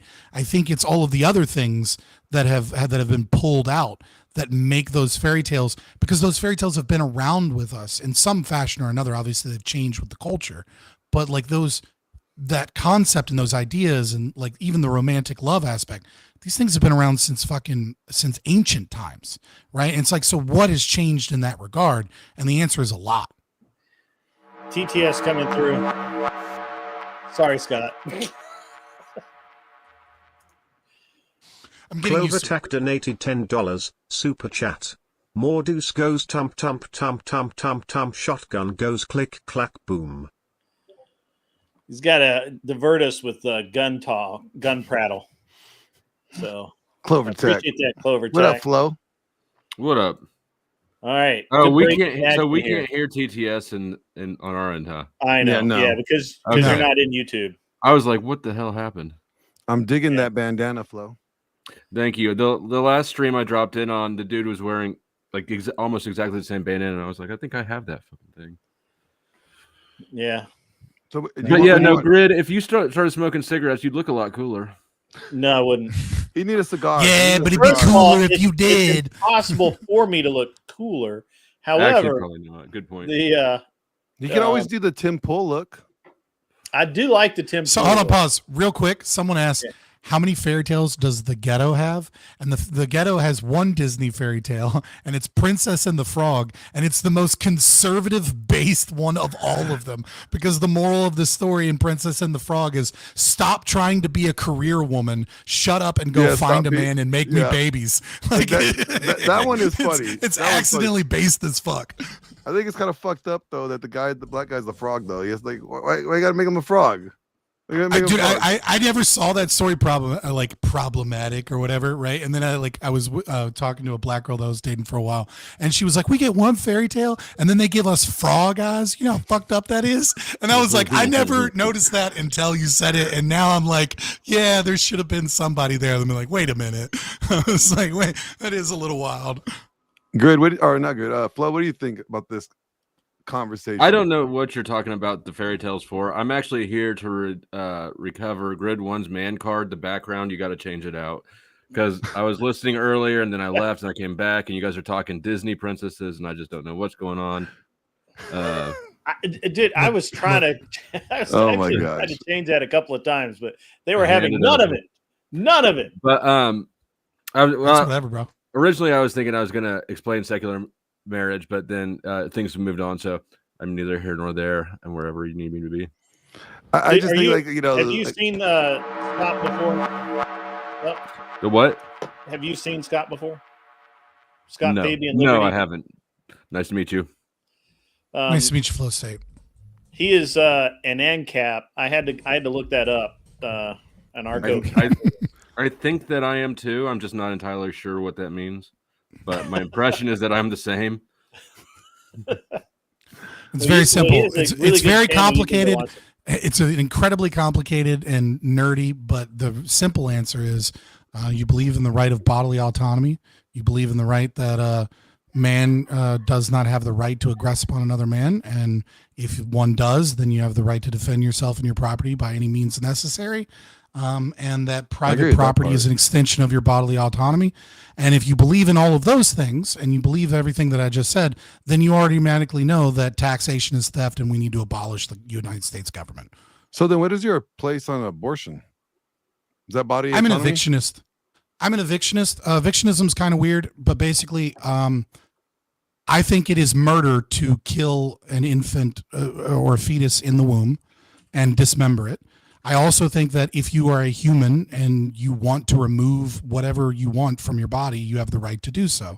And so if you don't want to be pregnant anymore, it's your responsibility to get a surgery and get a C-section and remove the fetus early. And if the fetus dies, I think that's morally fucked up and evil, but it is your right to do so because because it's your body. And if you don't want something in your body, you can get rid of it. But I also think that when you take like when you're like killing and dismembering a human body, that you violated their rights. So I'm against abortion in a sense, but I'm also pro-choice in a sense. I have a whole video with Walter Block talking about it. Pro-choice, just because you just didn't like you just described a different method of abortion. Well, so the distinction is you do have a right to your body, and if you want to remove something from your body, fine. But you don't get to just say, well, since I have a right to my body, we're going to inject a needle into the fetal heart and then grab some clamps and pull it apart piece by piece. We're saying, and if you're like 30 weeks pregnant, you don't get to kill it. You go get a C-section, and then the baby lives in the hospital. And if somebody wants to adopt it, they can adopt it. But you don't get to just murder another human life just because you do have the right to your body. I think it's a shitty thing to evict a baby out. But I mean, imagine it like this. What if you invited someone, or not, let's say invited, but let's say you invited someone into your home, right? And then a blizzard rolls in. Are you forced to not kick them out of your house for 9 months, even though they're going to die if you kick them out of the house? No, it's your fucking house. You have every right. You have every right to say, get out of my house. You've overstayed your welcome. Now, you might look at that person and go, that's a piece of shit person. You literally sent them outside to die, and you might not want to hang out with that person. And you might even set up contracts when you get married to somebody that says you can't do this. These are the rules of the contract, etc. But ultimately it is your house, and you do have a right to remove people from your house. What you don't get to do is shoot the dude in your living room and then bury his body in the backyard and go, well, it's my house, my choice. You know what I mean? Like, dude was sitting, I didn't like the way he was eating the chips and salsa that I gave him. He's a very loud eater, so that's kind of what evictionism is. But it's almost like, it's different when it's like, okay, say you invited the vagina being a house. It's a little different, but it's both actions took place to create the scenario where you're pregnant, right? So like I said, I don't want to. I have if you are curious about evictionism, I know it's a weird theory that it's kind of held by libertarians. I have a video talking with Walter Block, which is the person that wrote it. Right. So I have a whole interview specifically about it with the guy who came up with it. So, if you're genuinely curious about it, but I don't want to get into it because I recognize it's weird. You said bodily autonomy, so then you sounded pretty solid on a lot of different things. So I just was kind of curious about the abortion talk, but we don't need to get into the whole breakdown. Yeah. I'm obligated to ask: did Flo finally do research on T-Rex corn? T-Rex prawn. I did some the night that the topic came up, and just Google search it. Yeah, you should Google search it. There's weird things out there. I did. Well, I don't just thinking about it for a moment, right? I mean, if you're doing a T-Rex, right? I mean, how many guys out here have tied a girl's hands behind her back, right? Well, I mean, if you're doing it with a T-Rex, like, it's always like that. You know what I mean? The little nubs can't really do anything. Like it's always doggy with the hands not an issue. You don't got to worry about her getting down at the proper angle. She's a T-Rex. She's just got little nubby arms. Right. Yeah. Okay. I don't know anything about T-Rex. Hey, Arthur Dias made it. Excellent. You also have Google T-Rex porn, I see. In Stepfire. Hold on, pause. Is it like that? And I'm assuming this is for you, Scott. Who enforces contracts? What you should do is you should give Unspeakable Unreasonable Man more meaningful watch duration as a metric on YouTube. And what I mean by that is just go back earlier in the stream when the stream's over where I talked all about that. Yeah, he did do a whole thing about that, Stepfire. Sorry, buddy. You were a little late. I apologize, man. That's all right. You'll help him out in the algorithm by giving him what is known by YouTube as, quote, meaningful watch duration. Yeah. Hey, Scott, Flo and I dropped our links in the back chat. If you have your link, you can drop it in the link so catch your stuff. I know Flo is a libertarian. Yeah, I mean, I don't self-apply the title, but I do align more with that than anything else. I don't need y'all to have an opinion on what I do. Well, it's Where's good. Is it I think stream? everybody Oh, it's the kinda- private. Okay, here we go. Private. I think everybody kind of has an opinion on what you do, Flo. That is true. It's not very private. We're They- very public. You know about what's what funny, Flo? Me and Grid were talking earlier. We're like, we should do a stream called like Flo's Get Out of Jail, like YouTube jail stream. Yeah. Are you finally out of YouTube jail? I've got like 1 or 2 more days left. I think. All right, I so think look, we'll do a stream, but I need you to wear an orange shirt or jumper. Okay, Yeah, you gotta wear the you orange. gotta wear an jumpsuit orange on. jumper. Yeah, I've he's got an got orange one. hoodie. I've got an orange hoodie. That'll That's work. close enough. That'll work. That's And you'll put like some numbers on it, so it looks like inmate number. Can you get me some Bob Barker stuff? Maybe. good. Price is Right. You want Price is Right stuff? I just want some of the. I want one of those little rubber orange Bob Barker drinking cups. You know, the one that you have to keep for your whole. Oh, you were doing prison. You did prison, not jail. I did prison, not county. In jail, they give you one little cup, and like after You a needed week, to ask Bumpkin. Bumpkin could get that. okay. Yeah, after a week, I tried to turn I gave it to the guard, and she's like, "What's this for?" And I was like, "I've had this for a week. I'm ready for a new cup." And she's like, She laughed at you. "She's like, that's not how this works. You can wash it out in the toilet sink. You get this guy your whole stay." Yep. I know Grid's ready to go to bed. It's like 11:30 over there for him. Yeah, I'm about to turn into a pumpkin. Somebody was live earlier. Let me see if they still are, so that I don't send you somewhere. No, it looks like. Well, it's nice finally getting to talk to you and meet you. Yeah, man, it's a great Flo stream, and man. Glenn. I really appreciate you coming Yeah. on. We got to do it again, especially when Yep. you're at full strength. I feel bad, like it took advantage of you. I didn't do shit today because I was feeling under the weather anyways. So like, I'm actually fine because like I just All right, good. recuperated all day. It's literally like the first thing he 'Cause I told got- me was like, "Dude, I'm not Yeah, I feeling gotta- well. I'm gonna come on, What? but." Yeah, I was like, I definitely got an hour in me, but I was fine. Yeah, Yeah. I just wanted to not stream so I can be ready for tomorrow because I got a debate tomorrow, and then I'm doing the first installment of Heroes of Capitalism tomorrow. So I'm doing a presentation on James Cash Penny or J.C. Penny, telling the story of Cash money. because I'm starting this series just because I hate the way that even conservatives have completely abandoned like the titans of industry and the people that have made America like so powerful and great and have done such great things when like there was less socialism involved. And there's so many lies and bullshit told about all these people from like lefties rewriting history. Like even George Pullman from the Pullman strikes, like people hate on George Pullman as like he was the most evil person ever because he raised rent in Pullmantown, Chicago. And like, that's the reason why the labor movement started. And it's like, yeah, this dude took poor dirt farmers and gave them the middle-class life and a house with a bedroom for their wife and for their kids and indoor plumbing and like towns where they could grocery shop and do everything, get their kids educated and like what a have the horrible middle-class life. Like, what the fuck? What a scumbag. Chuck in Tennessee, thank you for the $25 PayPal. He says, "Way to go. I'm not sure what I did, but I'll keep on doing it." You got out of jail, bro. Look like Thug Life. I'm not out of jail yet. Yeah, he's still in prison. Thank you for putting money on the book. Right, but you're like Ross Ulbricht, right? Like you're in jail, but you know you're getting out. He's not ever getting out. You know, he's like minimum security right now, where they He's let got him out. 2 life He's a sentences, trustee. though. He's a trustee right now. I don't know. I'm pretty sure Trump's going to pardon Ross. I hope he because it would does. just be dumb not to. And he's promised to do it, and a whole bunch of people are talking about it. Apparently, RFK was talked to his mom about it, like so like RFK promised his mom that they were planning on it.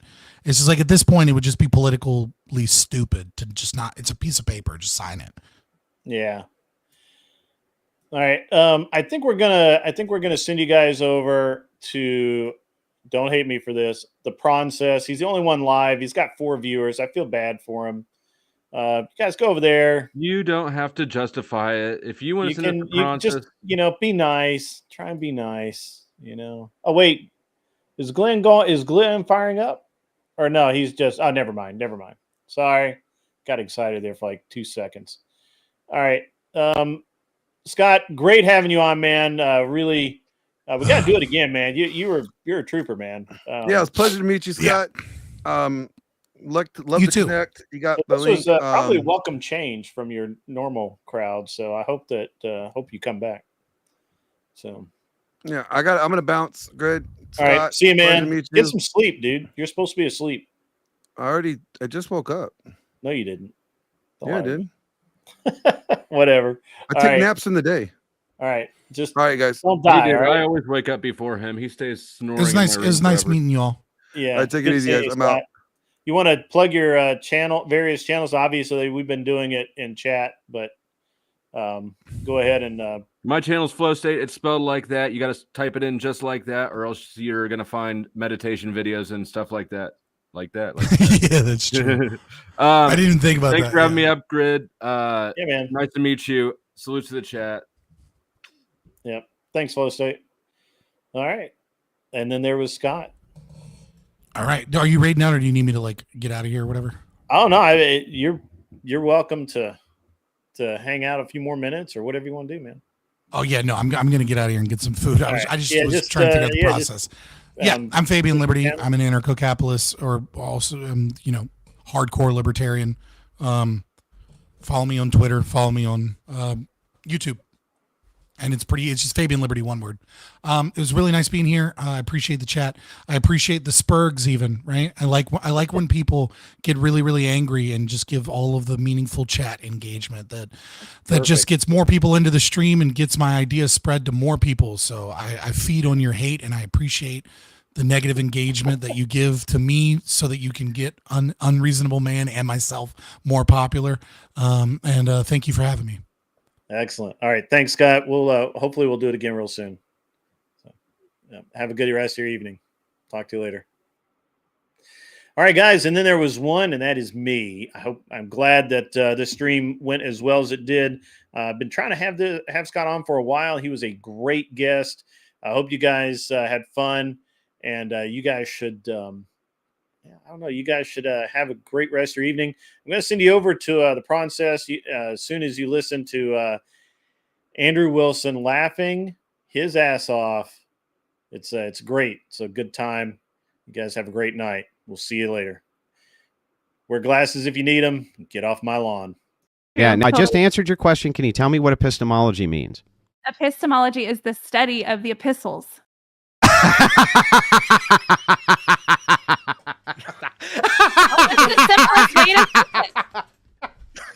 I mean, you can. I told me that a husband and wife is supposed to be the representation of God and the church. He said he's a husband. I asked him if he sees himself as the embodiment of God, and he said no. That doesn't make any sense. Wait, what is the epistles? The epistles are the apostles. Are you talking about the apostles?